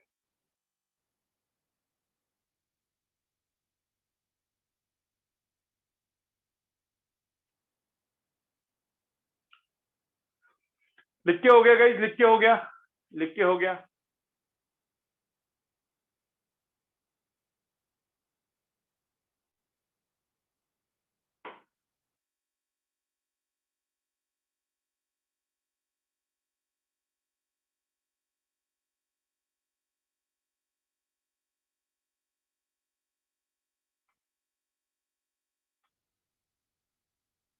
नहीं, नेक्स्ट स्लाइड लिखने की जरूरत नहीं है, क्योंकि वो तो ऑलरेडी किया हुआ था। तो मतलब एक कोई भी ऐसे चार्ज, ऐसे वायर रहेगी, कोई भी चार्ज ऐसे देखो लाइन वायर रहेगी, तो आपको समझ में आए उसके लिए भी सिलेंडर ही लेना है, उसके लिए भी सिलेंडर लेना है, उसके भी सिलेंडर लेना है। अब यहाँ पे देखो ना, electric field is inversely proportional to r, तो मुझे बताओ इनवर्सली प्रोपोर्शनल टू आर मतलब किस तरीके का ग्राफ बनता है गाइस? ग्राफ किसी ने बोला कि इसका ग्राफ बताओ, electric field is inversely proportional to r मतलब हाइपर बोला ना, हाइपर बोला, राइट, डाउनवर्ड ऐसे वाला हाइपर बोला। Electric field is inversely proportional to r square, वो भी क्या होगा, हाइपर बोला ही बनेगा भाई, मतलब हाँ ठीक है।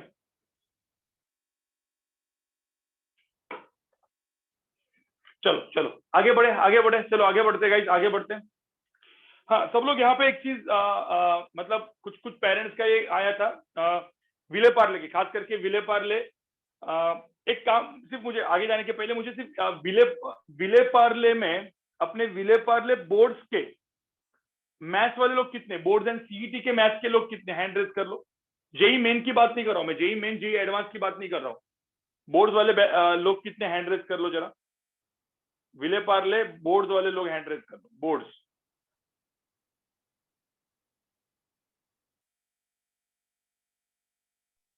विले पार्ले बोर्ड्स वाले मैथ्स के लोग कितने हैं, बोर्ड्स एंड सीईटी।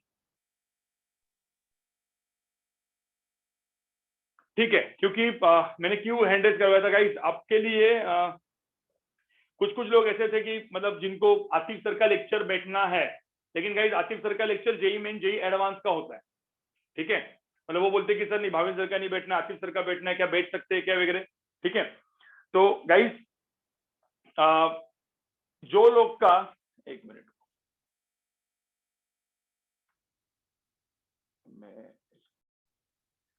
नहीं वो ये अंदर ऐसे ही था ना, वो लेक्चर का थोड़ी पार्ट था। चलो आगे बढ़ते हैं। तो अब मुझे एक बात बताओ, एक मिनट, ये हो गया, ये हो गया। अब तीसरा फिगर, थर्ड फिगर गाइस, अब ये तीसरा फिगर है। एक हो गया लाइन वायर, हो गया पॉइंट चार्ज, हो गया पॉइंट चार्ज के लिए स्फेरिकल सरफेस, गॉसियन सरफेस कैसे बनाया मैंने, स्फीयर बनाया। सिलेंडर के लिए कैसे बनाया मैंने, सॉरी सिलेंडर क्या बोलता, वायर के लिए क्या बनाया मैंने, सिलेंड्रिकल गॉसियन सरफेस बनाया। सबको समझ में आ रहा है? ठीक है, अब हम लोग देखते हैं प्लेट के लिए। प्लेट मतलब ऐसे एक बड़ी सी प्लेट करेंगे अपन। ठीक है, इनफाइनाइट प्लेट। अब मुझे तो इनफाइनाइट प्लेट, देखो यहाँ पे इनफाइनाइट प्लेट है ना, मैं पहले ड्रॉ कर लेता हूँ, पहले मैं 3D फिगर ड्रॉ करता हूँ। So this is my infinite plate. अब इनफाइनाइट, बहुत ऐसे बड़ी सी इनफाइनाइट प्लेट है, देखो यार एक इनफाइनाइट प्लेट ड्रॉ की है मैंने। अब इनफाइनाइट प्लेट मतलब इसके ऊपर बहुत सा चार्ज है, देखो एकदम बहुत चार्ज है, ये चार्ज है बहुत बड़ा सा, ये इनफाइनाइट प्लेट है। ये कौन सा व्यू है, मैंने देखो ऐसा वाला व्यू ड्रॉ किया, infinite plate. So this is my infinite plate, charge plate है। ठीक है, कोई थिकनेस विकनेस नहीं है इसका, नॉर्मल है। ठीक है, अब ये बहुत इनफाइनाइट चार्ज प्लेट है। ठीक है, तो अब प्लेट होती है तो यहाँ पे क्या आएगा, सिग्मा आएगा ना, सिग्मा। सिग्मा मतलब क्या, charge per unit area, charge per unit area आएगा। ठीक है, अब बोले चार्ज प्लेट के वजह से इलेक्ट्रिक फील्ड कितना होगा। थोड़ा सा याद करो, जो अपन इलेक्ट्रिक फील्ड डिफाइन हम लोग ने डिराइव किया था नॉर्मली, वो क्या था, एक डिस्क के वजह से था, पता है डिस्क के वजह से। मैंने बोला एक डिस्क होती है, डिस्क के ऊपर पूरा का पूरा मैंने चार्ज रख दिया और बोला कि एक रेडियस है, मतलब सपोज ये डिस्टेंस लेट्स से एक्स पे और ये आर पे कितना होगा। याद है अपने कितना किया था इलेक्ट्रिक फील्ड, यहाँ पे इलेक्ट्रिक फील्ड कितना होता है, याद करो जरा, कितना था electric field, sigma bye 2 epsilon not 1 minus cos of theta naught, याद है। तो ये कॉस ऑफ थीटा नॉट था, राइट, मतलब ये जो था ये एंगल थीटा नॉट था, राइट। अब मुझे तो यही प्लेट इनफाइनाइट रखी तो थीटा नॉट कितना हो जाएगा, अरे यही प्लेट सपोज मैंने इनफाइनाइट कर दी, थीटा नॉट कितना हो जाएगा, थीटा नॉट हो जाएगा 90। So for infinite, if this plate is infinite, ठीक है, तो ये प्लेट सपोज इनफाइनाइट हो गई तो थीटा नॉट की वैल्यू कितनी हो जाएगी, 90 हो जाएगी। तो मुझे तो cos 90 कितना हो जाएगा, cos 90 कितना हो जाएगा, 0 हो जाएगा। तो इलेक्ट्रिक फील्ड कितना हो जाएगा, सिग्मा बाय 2 एप्सिलॉन नॉट, बताया था कि नहीं, अरे sigma bye 2 epsilon not field बताया था कि नहीं मैंने, याद करो भाई जरा याद करो, sigma bye 2 epsilon not field बताया था मैंने, किसके वजह से। और फिर मैंने बोला था ये फील्ड क्या है, कांस्टेंट है ना, देखो ये तो एकदम कांस्टेंट फील्ड है, independent of x, independent of distance, complete constant. तो अब मैंने बोला था एकदम कांस्टेंट इलेक्ट्रिक फील्ड किससे बनता है, इनफाइनाइट प्लेट से। ये अपन ने डेरिवेशन से किया था, मतलब इंटीग्रेशन से किया था, ठीक है, इंटीग्रेशन से किया था, राइट। अब वही चीज गॉस लॉ से करेंगे भाई, गॉस लॉ, देखो Gauss law for infinite plate, मुझे तो यहाँ पे गॉसियन सरफेस कैसे बनाओगे, गॉसियन सरफेस कैसे बनाएंगे, अरे कुछ भी बनाओ, कुछ भी बनाओ। कुछ लोग बोलेंगे सर सिलेंडर बनाओ ऐसे वाला, कुछ लोग बोलेंगे सर क्यूबॉइड टाइप का कुछ बनाओ, क्यूबॉइड बनाओ, सिलेंडर बनाओ, कुछ भी बनाओ, सेम ही है। क्यों सेम है, यहाँ पे देखो, मतलब कोई बोलेंगे सर देखो ये 3 डायमेंशन बना रहा हूँ, फिर मैं 2 डायमेंशन बनाता हूँ। कोई बोलेगा सर ऐसे वाला करके एक सिलेंडर बना दो, देखो ऐसे सिलेंडर, ठीक है, ये सिलेंडर कुछ बनाया मैंने। अब समझ रहे हो, मतलब इसके अंदर है ये, इसके अंदर है, इसके बाहर है, ठीक है, और एरिया ए है, और कोई भी कुछ भी लेंथ ले लो, कुछ फर्क नहीं पड़ता है यहाँ पे। मतलब ये मैंने एक सिलेंडर, मतलब ये मैंने थोड़ा सा 3 डायमेंशन बनाया। अब मैं ये वाला साइड व्यू देखता हूँ, साइड व्यू ऐसे वाला, ठीक है, ये प्लेट है, ये प्लेट है, प्लेट है, इनफाइनाइट प्लेट है, देखो। तो दिस इज प्लेट। तुम लोग बोले सर प्लेट कैसे, अरे बाहर आ रही है, प्लेट कैसे आ रही है, बाहर आ रही है ऐसे, समझे? ये प्लेट कैसे आ रही है, बाहर आ रही है ऐसे, और अंदर जा रही है, समझे? तो ये प्लेट है बेसिकली, ये प्लेट है, वायर नहीं है, इट इज प्लेट, दिखा है मैंने, देखो यहाँ पे plate, infinite plate, infinite charge plate, thin plate है, थीन, थिकनेस कुछ नहीं, इनफाइनाइट थीन प्लेट, थीन मतलब कोई थिकनेस नहीं है, 2 डायमेंशन प्लेट है, समझे गाइस? सिलेंडर, अब सिलेंडर बनाओगे या फिर कोई भी, अरे कोई भी बनाओ यार। अब जैसे मैंने यहाँ पे सिलेंडर बनाया, तो देखो ये सिलेंडर बना है, यही सिलेंडर, समझे? यही सिलेंडर है वो, मतलब ये वाला जो एरिया है, ये सिलेंडर टाइप का है, समझे क्या है? समझे क्या मैं क्या बोल रहा हूँ? ये एरिया, अब तुम क्यूब चाहिए तो क्यूब बनाओ, इसका एरिया ये लिखते हैं अपन, ठीक है, उसका लेंथ कुछ भी पकड़ लो। अब एग्जैक्ट ये सब बीच में रखा है मैंने। अब मुझे एक बात बताओ, अब यहाँ पे सपोज इलेक्ट्रिक, ये चार्ज प्लेट के वजह से, कोई भी चार्ज पॉजिटिव चार्ज है तो इलेक्ट्रिक फील्ड क्या होगा, अवे फ्रॉम द प्लेट होगा। तो यहाँ पे इलेक्ट्रिक फील्ड ऐसे होगा, यहाँ का इलेक्ट्रिक फील्ड ऐसे होगा, दोनों जगह ई लिखेंगे हम, लिखेंगे कि नहीं लिखेंगे? क्योंकि यहाँ पे इलेक्ट्रिक फील्ड ई होगा, यहाँ का इलेक्ट्रिक फील्ड ई होगा, क्योंकि लार्ज प्लेट है, अपने को पता है इलेक्ट्रिक फील्ड कांस्टेंट ही होने वाला है, ठीक है? तो इलेक्ट्रिक फील्ड तो ई आएगा, एरिया आएगा। अब मुझे एक बात बताओ, गॉसियन सरफेस पूरे मुझे बताओ, इस सिलेंडर से फ्लक्स कितना निकलेगा? कोई बोल सकते है कितना फ्लक्स निकलेगा? टोटल फ्लक्स कितना निकलेगा? देखो सिलेंड्रिकल सरफेस से कुछ नहीं निकलेगा, क्योंकि यहाँ पे इलेक्ट्रिक फील्ड है नहीं, electric field is always perpendicular, ऐसे जा रहा है, इधर इलेक्ट्रिक फील्ड ऐसे जा रहा है, ठीक है? तो मुझे होता है इस ये वाले एरिया से कितना निकलेगा? ई ए। यहाँ से कितना निकलेगा? ई ए। अरे एरिया को भी पाई आर स्क्वायर वगैरह नहीं लिखता मैं, एरिया को ए ही लिखता हूँ। अरे एरिया को ए ही लिखो, पाई आर स्क्वायर लिखो मत, क्या आर लिखोगे तुम? एरिया को ए ही लिखो। तो क्या लिखेंगे? 2e इंटू ए। अरे 2e इंटू ए होगा कि नहीं? ई ए प्लस ई ए। अरे समझ में आया क्या? 2e होगा। अब मुझे बताओ मेरा गॉस लॉ क्या है? गॉस लॉ क्या है? Epsilon naught into flux is equal to charge enclose. अब कोई बोल सकता है अरे यहाँ का जो प्लेट है गाइस, यहाँ पे देखो, इधर का भी जो ये जो एरिया है, इसके ऊपर चार्ज कितना है? ये प्लेट के ऊपर, ये बोला है ना, मतलब ये देखो इतना, ये वाला जो एरिया है यहाँ पे, ये सिलेंडर इस प्लेट को भी तो कट करेगा, और सपोज इसका ये सब एरिया ए ही था, तो मुझे बताओ कितना चार्ज होगा इसके अंदर? तो मुझे तो चार्ज इनक्लोज, अरे ये क्यू इनक्लोज कितना होगा? सिग्मा इंटू ए। आपको समझ में आ रहा है मैं क्या बोल रहा हूँ? तो क्यू इनक्लोज यहाँ पे कितना होगा? सिग्मा इंटू ए होगा। देखो तो आपने पायर स्क्वायर भी लिखा होता तो पायर स्क्वायर कट होने वाला, देखो ना यहाँ, तो इसीलिए ए लिख दिया, समझ में आया? तो मुझे बताओ एप्सिलॉन नॉट इंटू फ्लक्स कितना है? फ्लक्स कितना है? 2e इंटू ए, समझे? यहां से मैंने फ्लक्स लिख दिया। चार्ज इनक्लोज कितना है? चार्ज इनक्लोज कितना है? सिग्मा इंटू ए आ गया। देखो यहाँ पे आपने पायर स्क्वायर भी लिखते या कुछ क्यूबॉइड पकड़ते तो हम लोग क्या करते? ए इंटू ए स्क्वायर वगैरह करते ना, ए और ए, या ए इंटू बी करते, कभी भी ए बी तो कट ही हो जाता ना। तो एरिया को ए ही लिखते हैं, एरिया को आइदर सिलेंडर करो, कुछ भी करो, एरिया को ए ही लिखे, ठीक है? ए कैंसिल हो गया। इलेक्ट्रिक फील्ड की वैल्यू कितनी आई? सिग्मा बाय क्या आई? 2 एप्सिलॉन नॉट आई की नहीं आई? देखो जो अपना आया था, ठीक है? तो इसको भी लिख दो। So using Gauss law we have calculated what? Electric field due to thin infinite plate, infinite thin plate, समझे? इसको लिखो सब लोग, चलो फटाफट। हाँ, दिस इज केस 3, ये केस 3 है। हाँ बोलो। Sir, last slide become equal, please. हाँ पहले ये लिखो ना, उसके बाद वो दिखाता है। अंडरस्टैंडिंग हुई तीनों दिन केसेस की? अरे अंडरस्टैंडिंग हुई तीनों दिन केसेस की? चलो अब 3 केसेस थोड़े से अच्छे वाले, और फिर बाद में एक आध मतलब 2-3 केस अच्छे वाले करते हैं, और फिर एडवांस वाले 1-2 केसेस करते हैं, एडवांस में कैसे क्वेश्चन आएंगे वो बताऊंगा मैं आपको।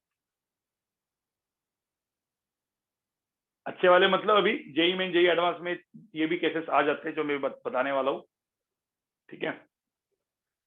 इसमें जनरली कैसा होता है कि ये सब फॉर्मूला याद रखने होते हैं, मतलब याद रखने मतलब अभी आप जब डिराइव करोगे 2-3 बार, या वाइवा के लिए मैं डायरेक्टली पूछूंगा ये सब कुछ चीजें, ठीक है। कभी कभी डेरिवेशन भी पूछूंगा मैं, हर एक चीज पूछूंगा वाइवा में। और ध्यान में रखना ये वाइवा की रिकॉर्डिंग्स बनेगी, तो इलेक्ट्रो को अच्छे से पढ़ लो क्योंकि वाइवा की रिकॉर्डिंग्स होगी, जो क्लिप वाइज आपके पेरेंट्स को भी हम लोग भेजेंगे क्योंकि हमारे खुद के उसके लिए भी रखना है हमको।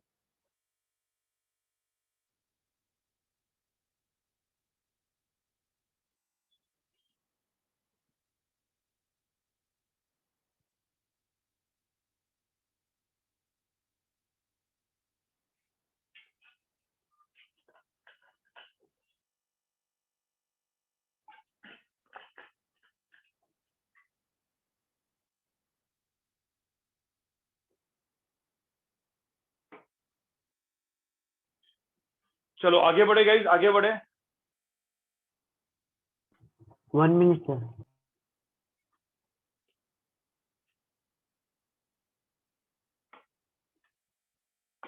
देखो ये फ्लक्स है, फ्लक्स को ये लिख दिया मैंने,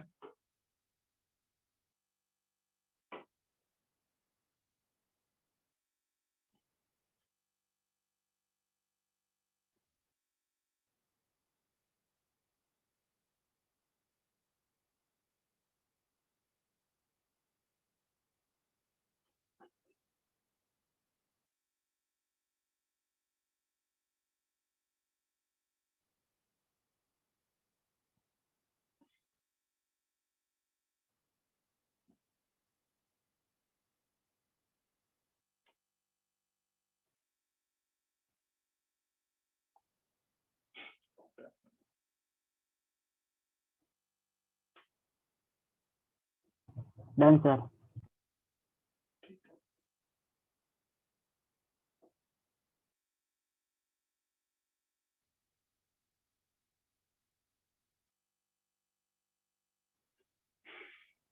सर हाँ हम एरिया ऑफ क्रॉस सेक्शन लेंगे कि पूरे सिलेंडर का एरिया लेंगे?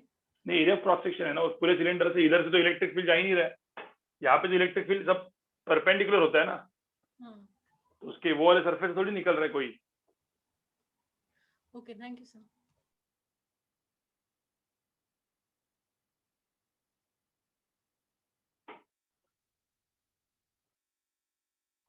चलो लिख के हो गया गाइस। 1 minute, sir.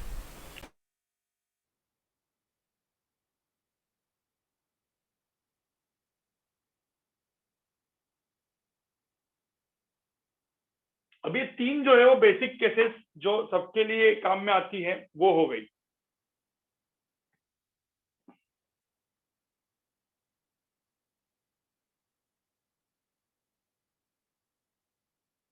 कौन से 3 केसेस थी बताओ मुझे, मैं अभी बताऊंगा। यहाँ पे सब लोग यहाँ पे देखो, इसका स्क्रीनशॉट निकाल के रखो, स्क्रीनशॉट निकाल के रखो, जिनका नहीं लिखे हुआ है आराम आराम से लिख रहे हो बहुत, स्क्रीनशॉट निकालो।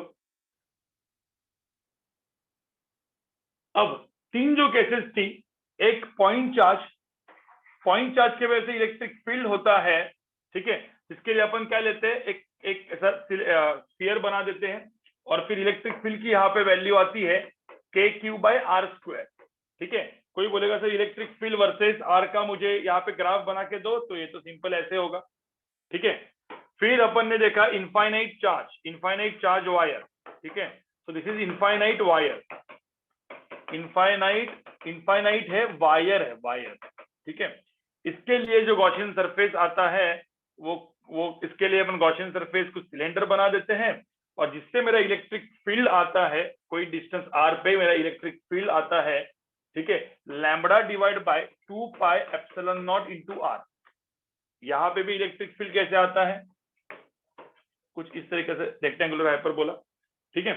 अब इनफाइनाइट वायर के बाद यहाँ पे आता है प्लेट, ठीक है। अब यहाँ पे भी मैं ऐसे ही लिखता हूं, बट दिस इज प्लेट, ये पूरी की पूरी प्लेट है, लेकिन थीन प्लेट है। देखो ये प्लेट जो है ना वो थीन प्लेट है, ठीक है। थीन प्लेट के वजह जो इलेक्ट्रिक फील्ड आता है कोई भी टाइप का गॉसियन सरफेस अपन बनाते हैं और जिससे इलेक्ट्रिक फील्ड ई आता है sigma bye 2 epsilon not, right. ये 3 चीजें हो गई जो मैंने 3 बेसिक चीजें बताई थी। इलेक्ट्रिक फील्ड, इसको डायरेक्टली यूज करके इलेक्ट्रिक फील्ड पूछा जाता है कि इलेक्ट्रिक फील्ड क्या होगा, कैसे होगा, राइट। इसका ग्राफ क्या होगा, इसका तो कांस्टेंट ग्राफ होगा। इलेक्ट्रिक फील्ड वर्सेस आर का ग्राफ क्या होगा, यहाँ पे एकदम कांस्टेंट स्ट्रेट लाइन, ठीक है, राइट। तो ये सारा का सारा अपना इलेक्ट्रिक फील्ड हो गया था। इतना ही तो मैंने बताया ना। अब आगे 3-4 केसेस में लूंगा जिसमें एडवांस के केसेस भी होंगे, ठीक है। तो मैं बताऊंगा कौन सी एडवांस है कौन सी नहीं है। पहले मुझे बताओ, अब ये वाला केस सबको दिमाग में रखना है, ये सबके लिए है, केस 4। अब कोई बोलेगा सर सपोज देखो पॉइंट चार्ज अब देखोगे तो वो छोटा सा स्फीयर ही होता है ना, लेकिन रेडियस 0 होता है उसका, राइट, पॉइंट चार्ज। अब पॉइंट चार्ज को थोड़ा सा बड़ा करो तो 2 टाइप के स्फीयर बनेंगे, ठीक है गाइस। सब ध्यान से देखो, सब लोग ध्यान से देखो, 2 टाइप के स्फीयर बनेंगे। अब मैंने यहाँ पे एक स्फीयर बनाया, ठीक है, प्लस प्लस ये अभी स्फीयर बनाया। अब मैंने चार्ज कहाँ पे रख रहा हूँ, देखो चार्ज कहाँ पे है, यहाँ पे। तो कौन सा स्फीयर हो गया, ये हो गया गाइस हॉलो स्फीयर, हॉलो। अब ये वर्ड बहुत इंपॉर्टेंट है, नॉन कंडक्टिंग।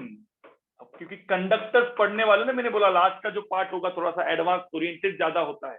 कंडक्टर आता है उसमें, मेटल आता है, कैविटी, मेटल, कंडक्टर, बहुत मस्त वाला पार्ट है वो, ठीक है। तो hollow non conducting sphere.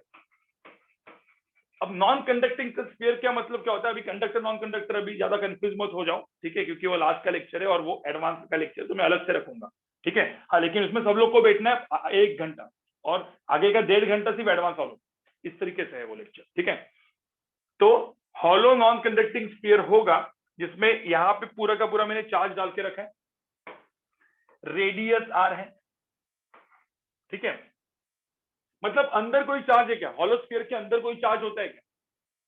Hollow sphere के अंदर कोई चार्ज नहीं होगा, कोई चार्ज नहीं है। अब पंगा क्या पता है, कोई चार्ज नहीं है, किसने बोला? तो इलेक्ट्रिक फील्ड इनसाइड, मतलब मुझे इलेक्ट्रिक फील्ड चाहिए, ठीक है, व्हेन, देखिए इसका रेडियस में कैपिटल आर लेता हूं, ठीक है। So radius of this is capital R, ठीक है। तो बोला कि कोई एक ऐसा पॉइंट, मतलब लेट्स से पॉइंट P1 लेते हैं अपन, विच इज इनसाइड स्फीयर, और एक पॉइंट P2 है विच इज आउटसाइड स्फीयर।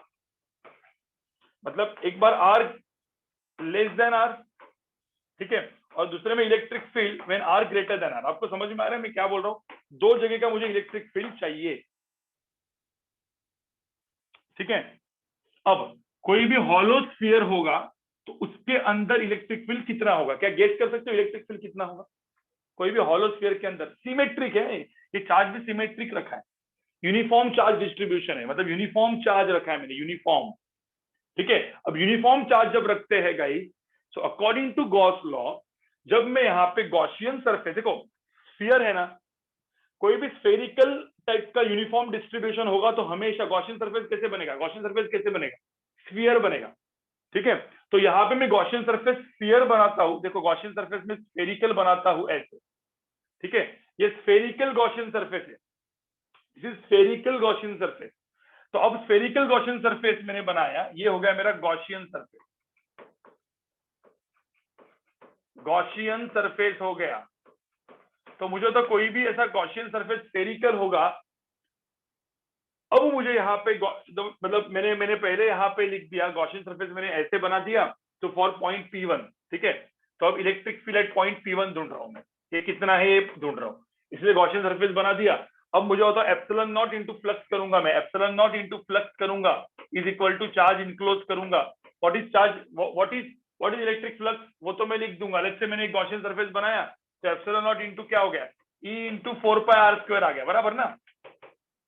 अरे ये तो 4πr² आ गया ना, E इंटू 4πr² आ गया। लेकिन चार्ज इनक्लोज कितना है इस गॉसियन सरफेस के अंदर, चार्ज कितना है? अरे यहाँ पे कोई चार्ज ही नहीं है, तो चार्ज 0 हो गया। तो मुझे होता इलेक्ट्रिक फील्ड की वैल्यू भी कितनी हुई, 0 हुई ना। तो इलेक्ट्रिक फील्ड की वैल्यू कितनी हुई, 0 हो गई। हाँ, लेकिन वही कोई बोला सर बाहर बताओ, ठीक है, P2 पे बताओ। तो मुझे होता P2 के लिए अपन गॉसियन सरफेस कैसे बनाएंगे बताओ? गॉसियन सरफेस स्फीयर है, स्फीयर है तो स्फेरिकल गॉसियन सरफेस ही बनाएंगे कि इलेक्ट्रिक फील्ड ऐसे ही जाएगा, राइट। तो यहाँ पे स्फेरिकल गॉसियन सरफेस बनाया, देखो ऐसे स्फेरिकल गॉसियन सरफेस बनाया। और स्फेरिकल गॉसियन सरफेस बनाया, मैंने ऑलरेडी पॉइंट चार्ज का किया हुआ है। कैसे होगा बताओ, यहाँ पे इलेक्ट्रिक फील्ड होगा। अब कोई बोलेगा सर इलेक्ट्रिक फील्ड ड्रॉ करके तो दिखाओ, तो इलेक्ट्रिक फील्ड ऐसे होगा। आपको पता है एरिया वेक्टर भी कैसा है, अरे किया हुआ है सब चीजें यार।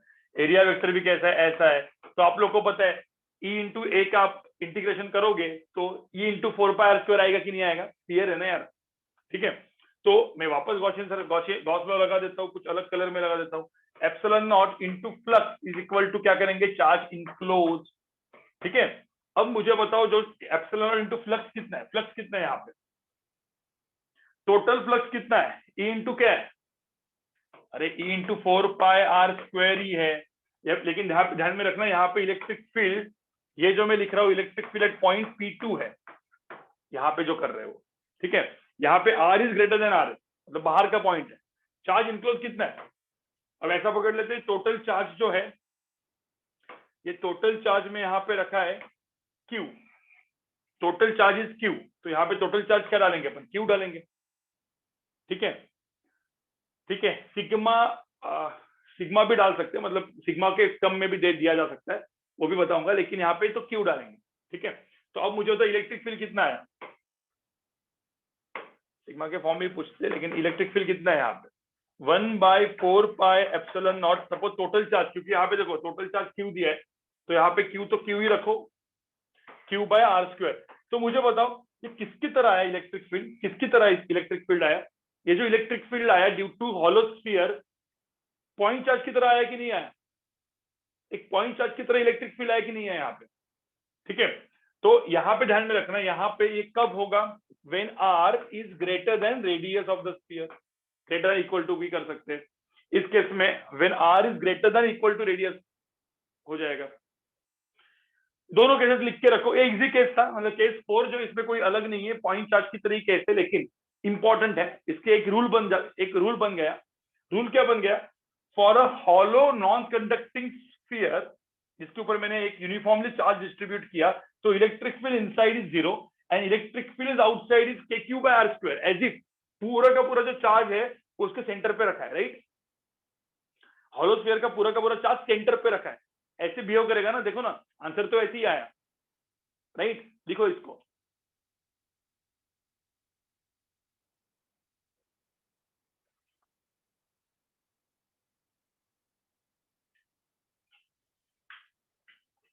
इसको लिखो पहले।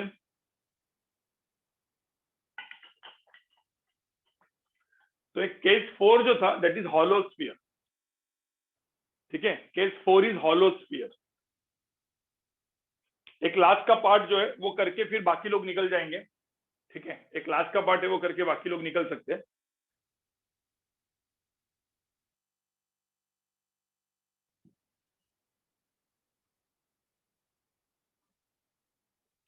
एक लास्ट क्या है वो करके बाकी लोग निकलो।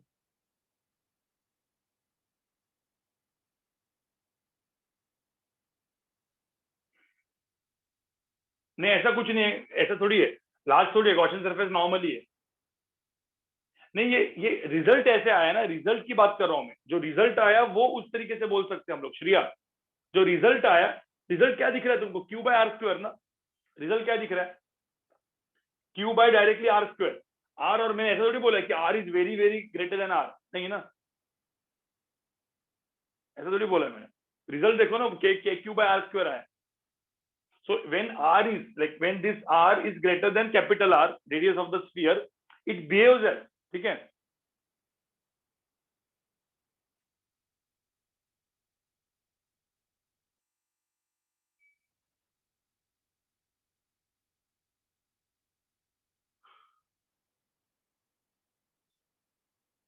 चलो लिख के हो गया भाई, लिख के हो गया, क्या आगे बढ़ू मैं गाइस, आगे बढ़ू।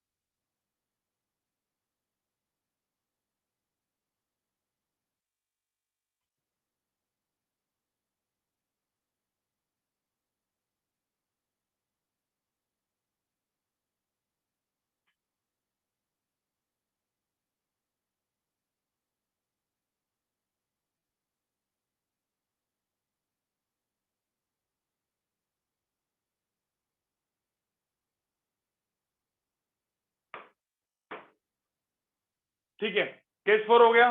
अरे गाइस समझ में आया?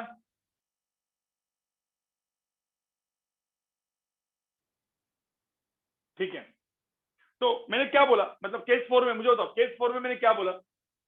कोई भी ऐसे एक हॉलो स्फीयर होता है, कोई भी हॉलो स्फीयर है, देखो यहाँ पे कोई भी हॉलो स्फीयर है, ठीक है, जिसको इस तरीके से मैंने चार्ज रखा है, तो मुझे बताओ, मैंने बोला कि ये हॉलो स्फीयर का इस आर रेडियस पे, यहाँ पे बताओ मुझे कि इलेक्ट्रिक फील्ड कितना होगा। और सपोज इसके ऊपर जो चार्ज रखा है, that charge is let's say Q. तो हमेशा ध्यान में रखना, if r is greater than radius, ठीक है, इसका रेडियस तो आर दिया है, तो हमेशा यहाँ पे जो इलेक्ट्रिक फील्ड आएगा पॉइंट पी पे, तो electric field point P is equal to क्या आएगा, k q by r square. तो as if this whole charge, whole sphere is behaving as a point charge kept at the centre, centre of mass की तरह कुछ concept लग रहा है ना, पॉइंट चार्ज का सेंटर ऑफ मास की तरह कुछ कंसेप्ट लग रहा है, राइट? आपको समझ में आ रहा है?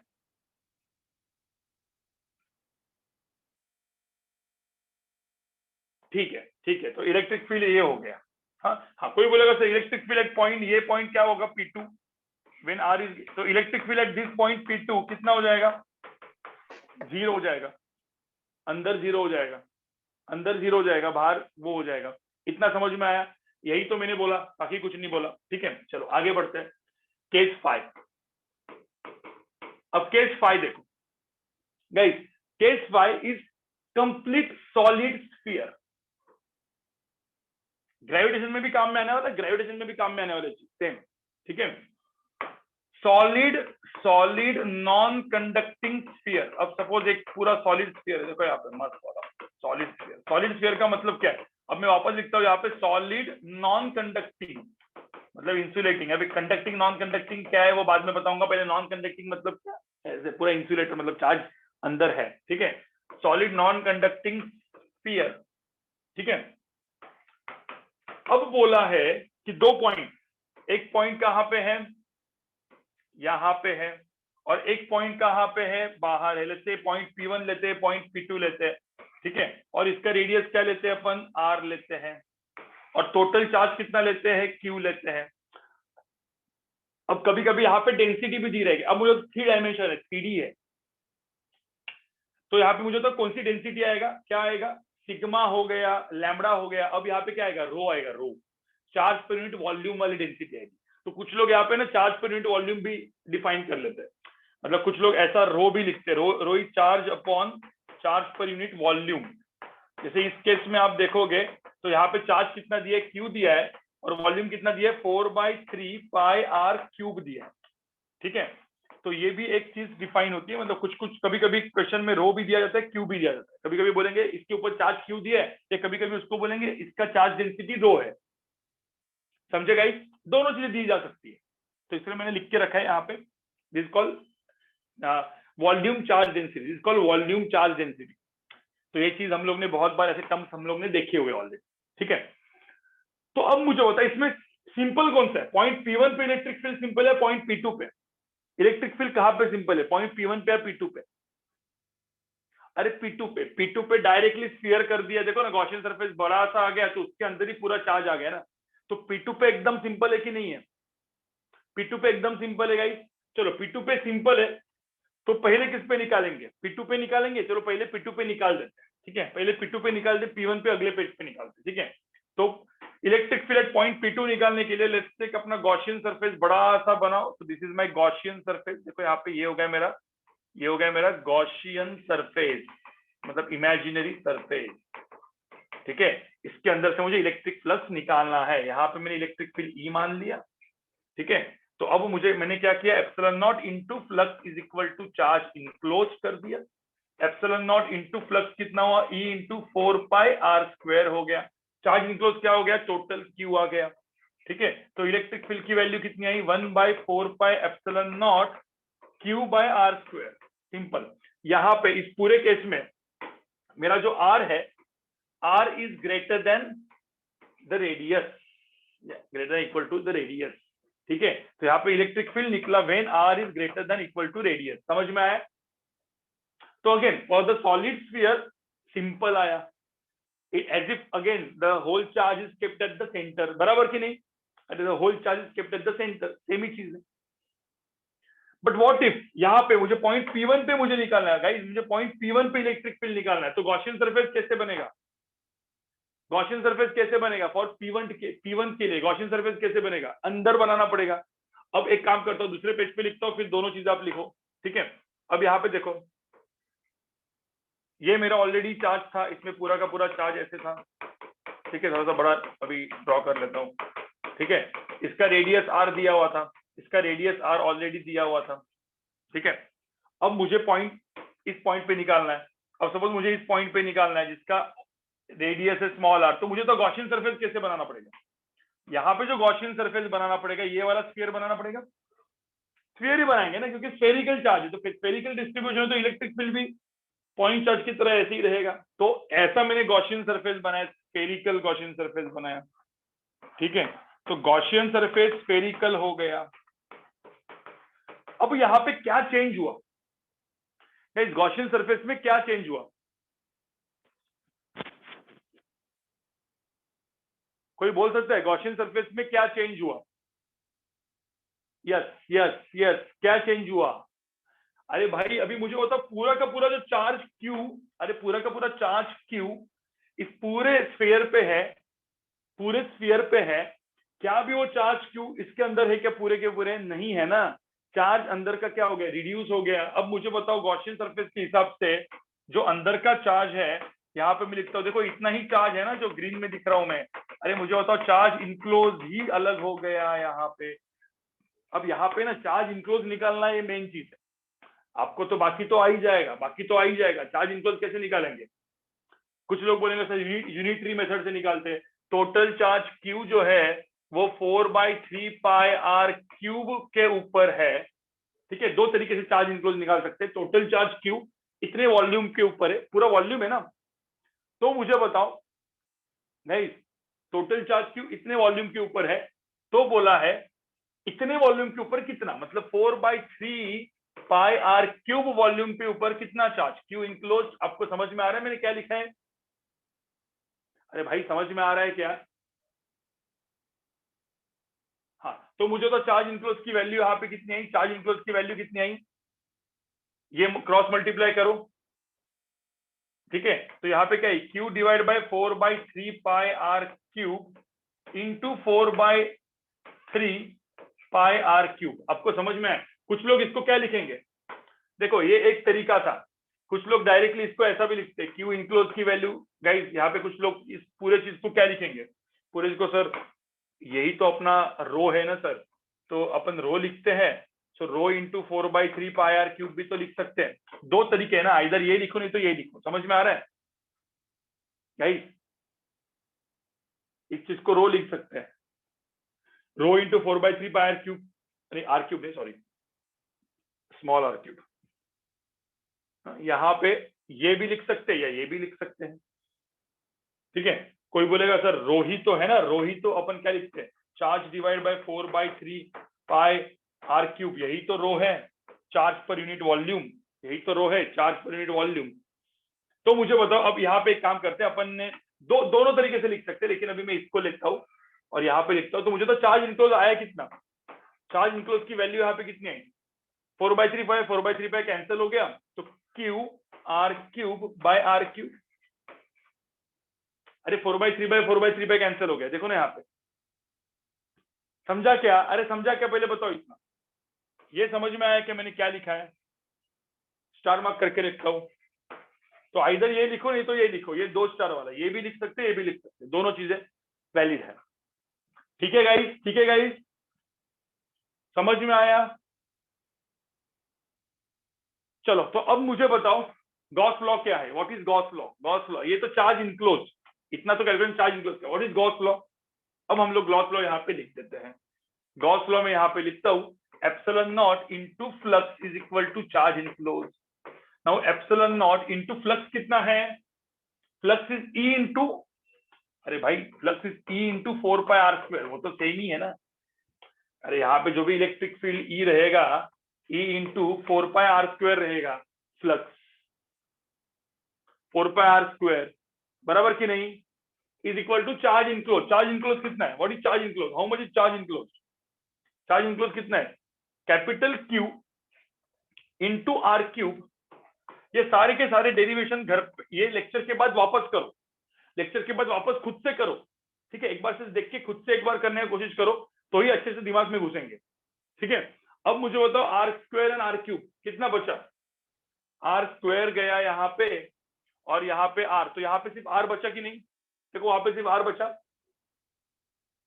देखो ना यहाँ पे आर स्क्वायर गया, यहाँ पे आर स्क्वायर गया, यहाँ पे सिर्फ एक आर बचा, देखो यहाँ पे सिर्फ यहाँ पे एक आर बचा, राइट। तो यहाँ पे एक काम करता हूँ, मैं यहाँ पे कुछ रब नहीं करता, ठीक है। तो यहाँ पे मेरा आंसर आएगा, मैं इलेक्ट्रिक फील्ड की वैल्यू लिखता हूँ, इलेक्ट्रिक फील्ड की वैल्यू आएगी 1/4 पाई एप्सिलॉन नॉट, ठीक है, q r by r cube. ये आया, ये आया कि नहीं? अब मुझे आज बताओ इलेक्ट्रिक फील्ड किसके प्रोपोर्शनल आया यहाँ पे? देखो यहाँ पे electric field is proportional to r आया, इनवर्सली प्रोपोर्शनल नहीं आया, प्रोपोर्शनल टू आर। तो यहाँ पे आप देखो, यहाँ पे इलेक्ट्रिक फील्ड को ऐसा भी लिखते हैं 1/4 पाई एप्सिलॉन नॉट, क्या होता है के, तो k q r by r cube, ऐसा है ना। देखो एक रिजल्ट है इलेक्ट्रिक फील्ड, देख यहाँ पे ध्यान में रखना, ये आया एंड यहाँ पे आर इज ग्रेट, नहीं सॉरी गाइस, यहाँ पे जो आर आएगा, यहाँ पे देखो, यहाँ पे ध्यान में रखना, this r is less than और इक्वल टू आर, मतलब रेडियस से छोटा है, तब electric field is proportional to are आता है। समझ में आया? तुम लोग डेंसिटी के टर्म में भी लिख सकते हो गाइस, डेंसिटी के टर्म में भी लिख सकते हो। डेंसिटी के टर्म में कैसे लिखोगे? चार्ज को क्या लिखोगे? Density into 4/3 pi are cube लिखोगे। तो डेंसिटी के टर्म में लिखेंगे तो इलेक्ट्रिक फील्ड ऐसे आता है, देखो डेंसिटी के टर्म में लिखेंगे तो इलेक्ट्रिक फील्ड ऐसा आता है, rho R divide by 3 epsilon naught. देखो यही आता है, देखो डेंसिटी के टर्म में कुछ नहीं, चार्ज क्यू को ना, चार्ज क्यू को rho into 4/3 pi are cube लिखो, ये आएगा। तो rho R divide by 3 epsilon naught, ठीक है, यही आएगा। तो ये दो फॉर्म्स है जो काम के आते हैं, देखो इसको सब। अब ये लिख के बाकी स्क्रीनशॉट निकल के बाकी लोग निकल सकते हो, जेई नॉर्मल वाले लोग, नीट वाले लोग और वो सब लिख सकते हो, निकल सकते हो। आपको नीट वाले लोग को ये फॉर्मूला डायरेक्टली याद रखना है। सर लास्ट स्लाइड दिखाइए। हाँ लास्ट स्लाइड भी लिखना है, सॉरी लास्ट स्लाइड लिखो और ये स्लाइड लिखो, एटलीस्ट एक्सप्लेनेशन समझ में आना चाहिए नीट वालों को, बाद में फॉर्मूला डायरेक्टली दिमाग में रखना है नीट वालों को, ठीक है। जेई मेन जेई एडवांस वालों को थोड़ा सा पता होना चाहिए कि किस तरीके से क्या किया हम लोग ने। अब इसके बाद सिर्फ एडवांस वाले लोग रुको लिखने के बाद, ज्यादा नहीं खींचूंगा मैं, 9 बजे तक ही खींचूंगा, मतलब 1-2 केसेस दूंगा मैं।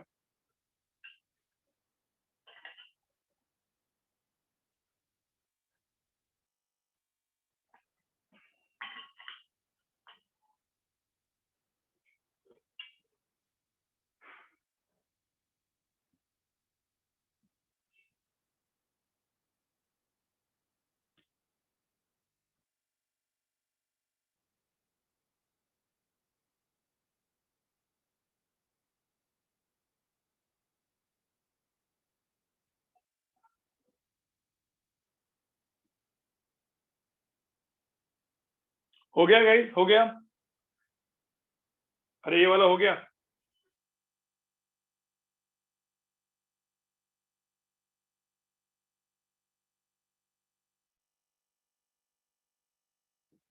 ये वाला देखो, ये आउटसाइड स्फीयर है, ये इनसाइड है। यहाँ पे मैंने जो भी किया हुआ है, यहाँ पे इलेक्ट्रिक फील्ड निकालना है विच इज इनसाइड स्फीयर, यहाँ पे लिखा है देखो इनसाइड स्फीयर। चलो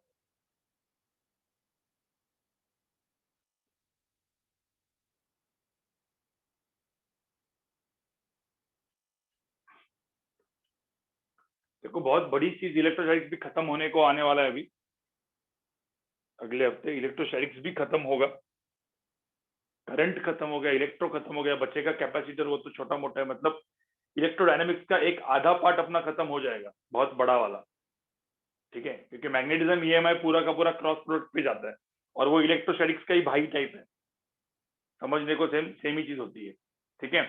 तो ये 3 चैप्टर्स बहुत अच्छे से स्ट्रांग बनाओ, बाकी फिजिक्स भूल जाओ, ये 3 चैप्टर्स, इलेक्ट्रोस्टैटिक्स, कैपेसिटर, करंट, ये 3 बहुत अच्छे से बनाओ, वीडियो वापस देख के समझ के, ठीक है, बहुत अच्छे से अच्छा बनाओ।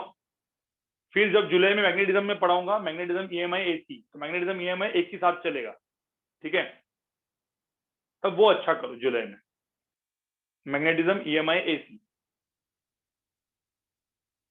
हाँ, JYC में इधर तक है, मैग्नेटिज्म JYC का शूट करके रखा है मैंने, अभी तक अपलोड नहीं किया है JYC का मैग्नेटिज्म, लेकिन यहाँ से ही देख लो। JYC के ये वाले वीडियोस देख सकते हो, इलेक्ट्रो, कैपेसिटर, करंट JYC से आप देख सकते हो, ठीक है, स्क्रिप्ट मिल जाएगा आपको एकदम अच्छे से। मैग्नेटिज्म EMI में JYC में है मैग्नेटिज्म, लेकिन मैंने वो डाला नहीं है एक्चुअली, तो तब प्रॉपर तरीके से मतलब वीडियो लेक्चर्स ही अपना देख लो।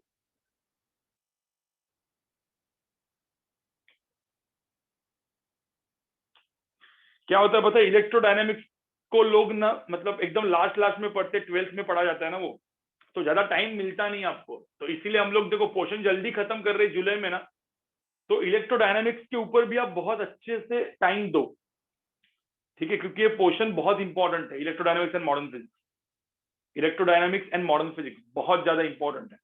आधा फिजिक्स उससे बनता है, आधा, मतलब समझ रहे हो ना, मतलब out of 25 question JEE main में अराउंड 10 to 12 क्वेश्चन इसके ऊपर आएंगे, सोचो आप, बहुत इंपॉर्टेंट है ये चीज, इसको मतलब, और एकदम लास्ट में पढ़ते हैं तो अच्छे से नहीं पढ़ते। हर क्लास में क्या होता है पता है, ये टॉपिक अभी तो हम जुलाई में पढ़ रहे हैं, लेकिन बाकी सब जगह पे ये सब टॉपिक जाएगा अगस्त, सितंबर, अक्टूबर, तो जो जेई मेन का जनवरी का अटेम्प्ट होता है उसमें कुछ कर ही नहीं पाते वो लोग, तो आपका मैं जुलाई में खत्म कर रहा हूँ, क्यों? क्योंकि आपके पास टाइम मिले उसको रिवीजन करके ग्रिप लाने का, समझ रहे हो ना। बहुत सारे लोग का वहां पे मतलब ये AC सर्किट जाता है सितंबर अक्टूबर में, ठीक है, तो वो बहुत ही ज्यादा मतलब अक्टूबर तक जाएगा तो लग जाएगी आपकी, तो इसलिए फटाफट अपन खत्म कर रहे हैं, मतलब आपको टाइम मिले। हो गया लिख के?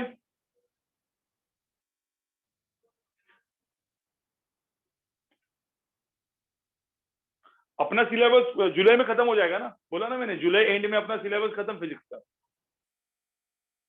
जुलाई एंड तक अपना सिलेबस खत्म हो जाएगा, फिजिक्स का खत्म हो जाएगा, ठीक है, मैं फिजिक्स की बात कर रहा हूँ, मैथ का और एक उसमें चलेगा, इंक्लूडिंग 12th, पूरा 11 12 दोनों मिला के बोल रहा हूँ मैं भाई, 12th का ही सब पार्ट पढ़ा रहा हूँ मैं। हाँ, केमिस्ट्री का थोड़ा सा लंबा खींचेगा, क्योंकि केमिस्ट्री का मैं ऑर्गेनिक का रिवीजन भी आपको रख रहा हूँ, मतलब ऑर्गेनिक का रिवीजन वापस एक बार आने वाला है आपके लिए, GOC वगैरह, बहुत सारे लोगों को GOC में मतलब ऑर्गेनिक में प्रॉब्लम है, ठीक है, तो वो अच्छे से करवाएंगे आपका वापस। चलो आगे बढ़ते हैं।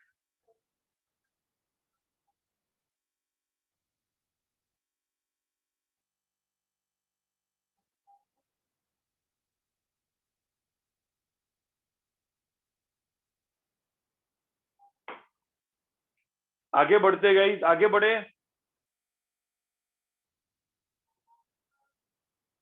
यस चलो, तो मुझे बताओ, अब मैंने सब लोग सुनो, जो मैंने यहाँ पे अभी बताया आपको, क्या बताया, ठीक है, मैंने यहाँ पे क्या बताया, कोई भी एक बहुत गंदा सा स्फीयर बनाया मैंने, सॉरी, कोई सपोज एक पूरा सॉलिड, देखो यहाँ पे एक सॉलिड स्फीयर है, ये सॉलिड स्फीयर है जिसके ऊपर चार्ज है, लेट्स से जिसका रेडियस है r, और जिसके ऊपर एक चार्ज दिया Q, ये नॉन कंडक्टिंग स्फीयर है। तो यहाँ पे किसी ने बोला सर इलेक्ट्रिक फील्ड इनसाइड क्या रहेगा, इलेक्ट्रिक मतलब देखो r इज, तो ठीक है, r लेस देन r जब होता है तो यहाँ पे जो इलेक्ट्रिक फील्ड आता है उसको दो फॉर्म में लिखा जाता है, either k q small r by r cube, बराबर, k मतलब क्या 1/4πε0, या उसको ऐसा भी लिखा जाता है डेंसिटी मतलब दैट इज रो, ठीक है, into small r divide by 3ε0, same ही चीज है यहाँ पे भी, जस्ट यहाँ पे, और ध्यान में रखना यहाँ पे डेंसिटी इज इक्वल टू क्या, charge q divide by 4/3 pi r cube, बराबर ना, अब वो वहां पे डाल दो तुमको वही आएगा, समझेगा। तो इलेक्ट्रिक फील्ड ये होता है, और when r greater than r होता है, ठीक है, तो मुझे तो इलेक्ट्रिक फील्ड कितना होता है, के क्यू डिवाइड बाय क्या, आर स्क्वायर होता है, बराबर। मतलब electric field is inversely proportional to r square. यहाँ पे electric field is proportional to r, यहाँ पे electric field inversely proportional to r square. तो मुझे तो कोई ग्राफ बना होगा यहाँ पे, ग्राफ, ये भी लिख के रखो, मतलब ये डायरेक्टली याद रखने के लिए काम में आएगा। बाद में जब शॉर्ट नोट्स आप बनाओगे रिवीजन के लिए, तो इतना लिख के फटाफट लिख देने का, ठीक है। ऐसा बनाने का, ये दो चीजें बनाने की, ग्राफ बना के रखने का। तो electric field is proportional to r, मतलब एक स्ट्रेट लाइन होगी, ठीक है। उसके बाद ये आर, जब आर की तरह इधर r is equal to r हो जाएगा, उसके बाद क्या हो जाएगा, electric field is inversely proportional to r square, ऐसे हो जाएगा, राइट गाइस। ये इलेक्ट्रिक फील्ड वर्सेस आर का ग्राफ है।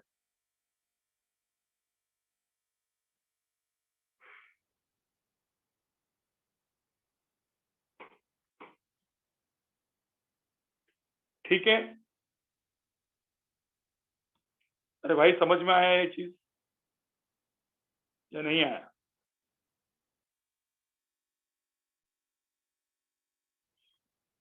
लिख दो इसको। चलो अब एक क्वेश्चन आपको देता हूं, देखते कौन दिमाग वाला है आप में से। केस 5 हो गया, ठीक है।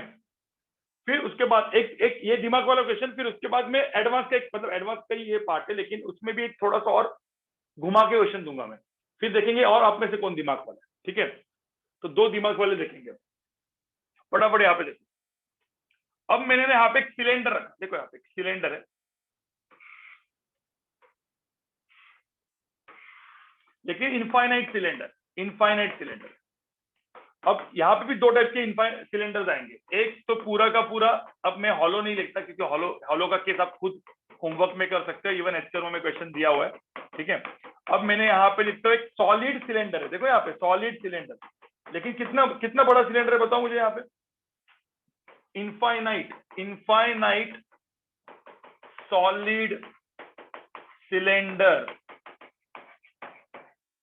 Charge cylinder, non conducting, non conducting होता है, नॉन कंडक्टिंग। ये क्या, मैं नॉन कंडक्टिंग बोल रहा हूँ, बाद में बताएंगे, ठीक है। अब यहाँ पे मुझे बताओ, ये जो इसका रेडियस आर दिया है, ठीक है। अब इसका डेंसिटी दिया है, डेंसिटीज रो, डेंसिटीज रो। तो बोला है यहाँ पे फाइंड इलेक्ट्रिक फील्ड दो पॉइंट पे। एक electric field, suppose central line है, ऐसे सेंट्रल लाइन है, तो इलेक्ट्रिक फील्ड एट डिस्टेंस, यहाँ पे बोला है कि ये पॉइंट P1 पकड़ लेते हैं यहाँ पे, और एक electric field at point P2 जो बाहर है। दोनों जगह का इलेक्ट्रिक फील्ड निकालो इन टर्म्स ऑफ डेंसिटी, फटाफट गॉसियन सरफेस वगैरह बनाओ। गॉसियन सरफेस बना के फटाफट आप मुझे बताओगे। आप मुझे मैं आपको 2 मिनट, 3 मिनट देता हूँ, 3 मिनट्स में सॉल्व करो, उसके बाद मैं आपको सोल्यूशन बताऊंगा, ठीक है। फिर एक क्वेश्चन होमवर्क दे दूंगा एडवांस का, वो आप करके लाओगे, क्योंकि पिछले बार भी मैंने एक होमवर्क क्वेश्चन दिया था एडवांस का, वो भी आप करके लाओगे। आज थोड़ा टाइम जा चुका है, तो मैं अगले लेक्चर में वो दोनों एडवांस वाले सम्स डिस्कस करूंगा।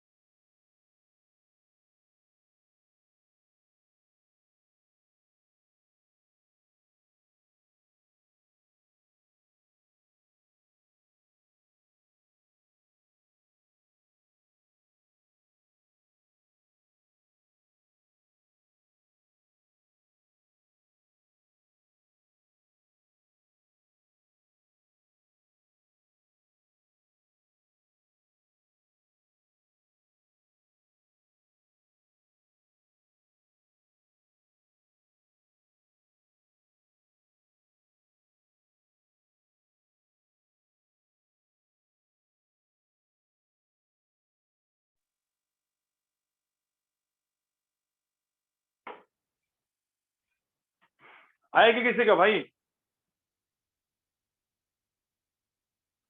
भाई अमर हैंड रेज कर जरा।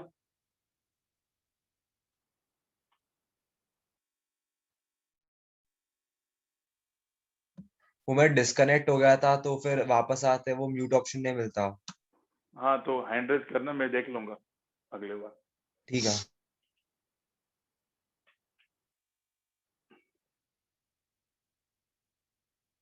साहिल हैंड रेज कर, उत्तर हैंड रेज कर।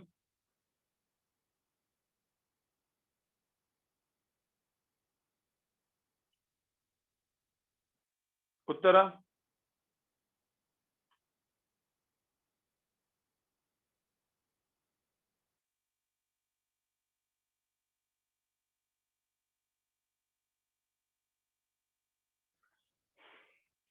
उत्तरा बता अंदर वाला कैसे करेगी ये, मतलब पॉइंट P1 पे मुझे निकालना है, क्या करेगी, प्रोसेस क्या रहेगी?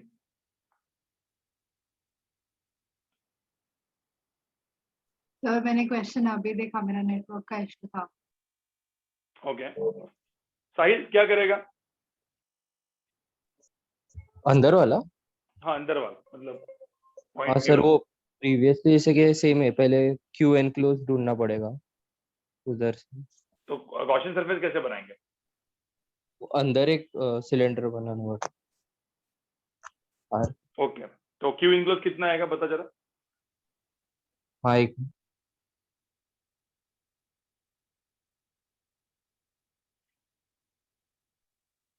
Sir 2 π r l।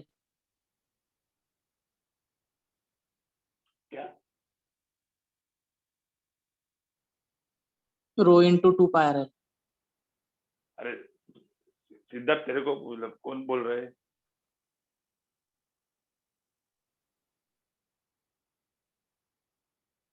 भरा हुआ है ना। एक काम करता हूँ, इसको मैं बोलता हूँ अगले वाला तुम करो, ठीक है गाइस। यहाँ पे देखो, यहाँ पे पॉइंट P1 पे मुझे इलेक्ट्रिक फील्ड चाहिए, तो क्या करेंगे पहले पहले मुझे तो गॉसियन सरफेस कैसे बनेगा पॉइंट P1 के लिए। अब कोई भी एक सिलेंडर बना दो, ऐसे कोई भी एक सिलेंडर बना दो, ठीक है। साहिल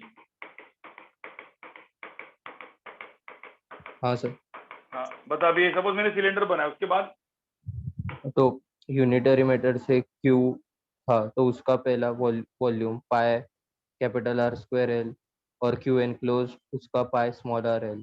तो क्यू नहीं, अभी एनक्लोज अभी रो अभी नहीं, अभी रो दिया है, डायरेक्टली रो दिया, क्योंकि यहाँ पे चार्ज तो अपने को पता नहीं ना, क्योंकि इनफाइनाइट होगा, चार्ज इनफाइनाइट है। तो वैसे चार्ज इनक्लोज कितना आएगा ग्रीन वाला?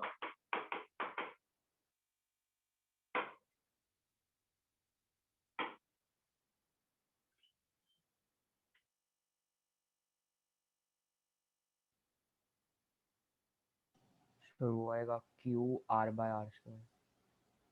नहीं नहीं नहीं।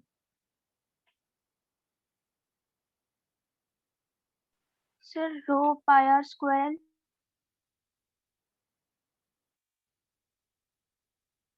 बराबर। Sir rho into 2 π r l। नहीं नहीं सिद्धार्थ, अरे तो ये देख, यहाँ पे देख, यहाँ पे सब लोग देखो, मुझे बताओ, epsilon naught into flux is equal to charge enclose, बराबर गाइस? ये तो अपना है ही। फ्लक्स कितना होगा, फ्लक्स कितना होगा, एप्सिलॉन नॉट फ्लक्स कितना होगा बताओ मुझे आप, फ्लक्स कितना होगा? अरे फ्लक्स कितना लिखेंगे, इलेक्ट्रिक फील्ड, यहाँ पे जो फ्लक्स लिखेंगे इलेक्ट्रिक फील्ड E, और सपोज मैंने इसका रेडियस R माना है और लेंथ कितना मैंने L माना है, तो अब मुझे बताओ यहाँ पे क्या होगा, E इंटू क्या, 2πr इंटू L, यहाँ पे ये फ्लक्स होगा, right? Flux epsilon into E 2πrl तो फ्लक्स होगा। चार्ज इनक्लोज कितना होगा? अब चार्ज इनक्लोज यहाँ पे निकालना पड़ेगा, देखो यहाँ सब गेम चार्ज इनक्लोज का है, तो चार्ज इनक्लोज कितना होगा? अरे डेंसिटी, डेंसिटी क्या होती है, charge per unit volume, charge into volume, right? Volume कितना है यहाँ पे, पाई R स्क्वायर इंटू L, ये है कि नहीं है बताओ मुझे। तो यहाँ पे बेसिकली रो इंटू क्या, पाई R स्क्वायर इंटू L है। अरे समझ में आ रहा है क्या गाइस? ये समझ में आ रहा है क्या, क्या लिखा है मैंने? Epsilon naught into flux equal to charge enclose, काम खत्म। अब ये 2π भी सब खत्म कर लो, R स्क्वायर सब खत्म हो जाएगा, इलेक्ट्रिक फील्ड की वैल्यू कितनी आएगी? ठीक है, रो इंटू आर डिवाइड बाय, देखो यहाँ पे कोई चार्ज, मतलब वो यूनिटरी मेथड मत करो यहाँ पे, क्योंकि यहाँ पे चार्ज तो इनफाइनाइट है, क्योंकि इनफाइनाइट वो है, तो इसलिए मैंने रो दिया है। ठीक है, तो रो इंटू आर डिवाइड बाय क्या, 2 एप्सिलॉन नॉट। गाइस ये समझ में आ रहा है तुमको सबको? तो यहाँ पे भी इलेक्ट्रिक फील्ड क्या आ गया, प्रोपोर्शनल टू आर आ गया इस तरीके से। समझे क्या गाइस, समझे? सर हाँ बोलो। एरिया के लिए सर ऊपर का और नीचे का भी लेना पड़ेगा ना, सिलेंडर का? क्यों लेना पड़ेगा भाई? उधर सर उधर से भी निकल फ्लक्स रहा है। जाएगा ना? हाँ कैसे आएगा? ऐसा है ना, रेडियल है ना वो आउटवर्ड, वो पैरेलल टू एरिया है ना ऊपर का।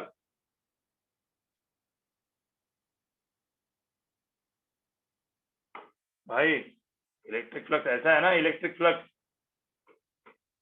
क्या, इलेक्ट्रिक फील्ड क्या वो एरिया के परपेंडिकुलर अंदर जा रहा है क्या उसके साथ? तो सिलेंडर के अंदर कैसे आता है इलेक्ट्रिक फ्लक्स? बाहर आता है ना। ठीक है, तो ये हो गया। मुझे होता ये तो था, ये क्या था, r is what, r is less than equal to r. मुझे तो r greater than equal to r में क्या होगा? सपोज ये मतलब पॉइंट P2 के लिए electric field at point P1, ये तो electric field at point P1 आ गया। चलो electric field at point P2 के लिए फ्लक्स कैसे आएगा? मुझे तो epsilon naught into flux is equal to charge enclosed. मुझे होता फॉर पॉइंट P2 जो मैं सिलेंड्रिकल सरफेस बनाऊंगा, ठीक है, मैं कुछ ऐसे बनाता हूं तो सिलेंडर तो ऐसे बनेगा। मुझे बताओ अब ये सिलेंडर में और उस सिलेंडर में फर्क क्या है? बाहर के सिलेंडर में चार्ज इनक्लोज हमेशा कितना रहेगा, और इसका रेडियस भी आर है। Capital R square L. हाँ तो यहाँ पे देखो एक सिंपल सी बात है, यहाँ पे एप्सिलॉन नॉट फ्लक्स तो है, E into 2πr into L, ये तो फ्लक्स है, लेकिन चार्ज इनक्लोज कितना है? चार्ज इनक्लोज कितना है? रो इंटू कितना है? अरे रो इंटू कितना है? यहाँ पे pi capital R square L है। आपको समझ में आ रहा है कि मैं क्या बोल रहा हूँ यहाँ पे? यस। क्योंकि उसके अंदर वो उसके अंदर का ही चार्ज है ना सिर्फ, तो यहाँ पे पाई पाई सब कैंसिल हो गया। इलेक्ट्रिक फील्ड की वैल्यू कितनी आई? रो इंटू कितना आया? रो इंटू आर स्क्वायर आ गया, divide by 2 epsilon naught into R. समझे क्या? ये आ जाएगा इलेक्ट्रिक फील्ड। मतलब यहाँ पे बाहर जाने के बाद electric field inversely proportional to are आता है, अंदर प्रोपोर्शनल टू आर, बाहर इनवर्सली प्रोपोर्शनल टू आर। ये पॉइंट P2 पे, ठीक है। इसका स्क्रीनशॉट ले लो, बाद में आप लोग इसको स्क्रीनशॉट लेके बाद में आप उसको लिख सकते हो। मैं एक होमवर्क क्वेश्चन देता हूँ लास्ट का और फिर लेक्चर खत्म करता हूँ, 9 बज गया। बाय एक फटाफट होमवर्क क्वेश्चन ले लो गाइस, ये लिख लो, इसको लिख के हो गया, लिख के मत लो, स्क्रीनशॉट ले लो, बाद में लिखो। लिया स्क्रीनशॉट? सबने लिया स्क्रीनशॉट? ठीक है, स्क्रीनशॉट ले लिया ना। चलो आगे बढ़ते हैं, ये बाद में देख लेना। ये होमवर्क क्वेश्चन कर लो आप लोग, होमवर्क क्वेश्चन कर लो इसमें।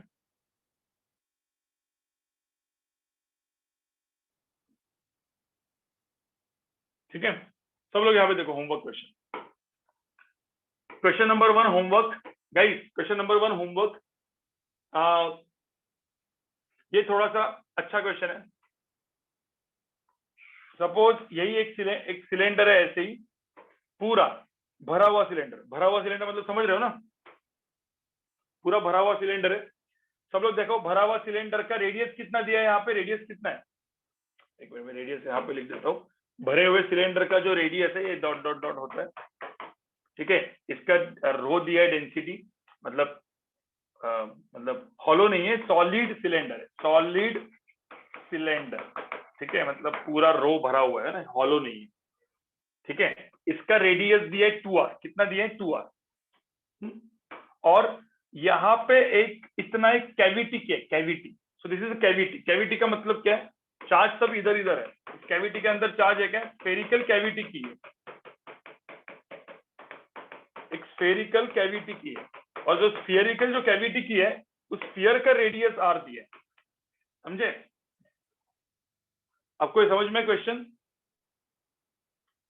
अब बोला है ये स्फीयर के सेंटर से इधर जैसे 3r डिस्टेंस पे एक पॉइंट P है, तो electric field at point P पूछा है। मतलब इसमें क्या करना है, कंसेप्ट समझ में है ना? इसमें क्या करना पड़ेगा, इधर कैविटी है, इधर वो है सॉलिड सिलेंडर, लेकिन सॉलिड सिलेंडर के अंदर एक कैविटी है। This is cavity. कैविटी मतलब there is no charge here, ये कैविटी बना दी है, पूरा सिलेंडर है, इसके अंदर प्लस चार्ज रखा हुआ है पूरा। समझे क्या गाइस? समझे? हाँ, तो बताओ कि यहाँ पे पॉइंट पी पे इलेक्ट्रिक फील्ड कितना होगा। इस कैविटी का जो कैविटी स्फेरिकल कैविटी है, ये स्फीयर है, ठीक है, एक स्फीयर है, स्फेरिकल कैविटी है, स्फेरिकल कैविटी है,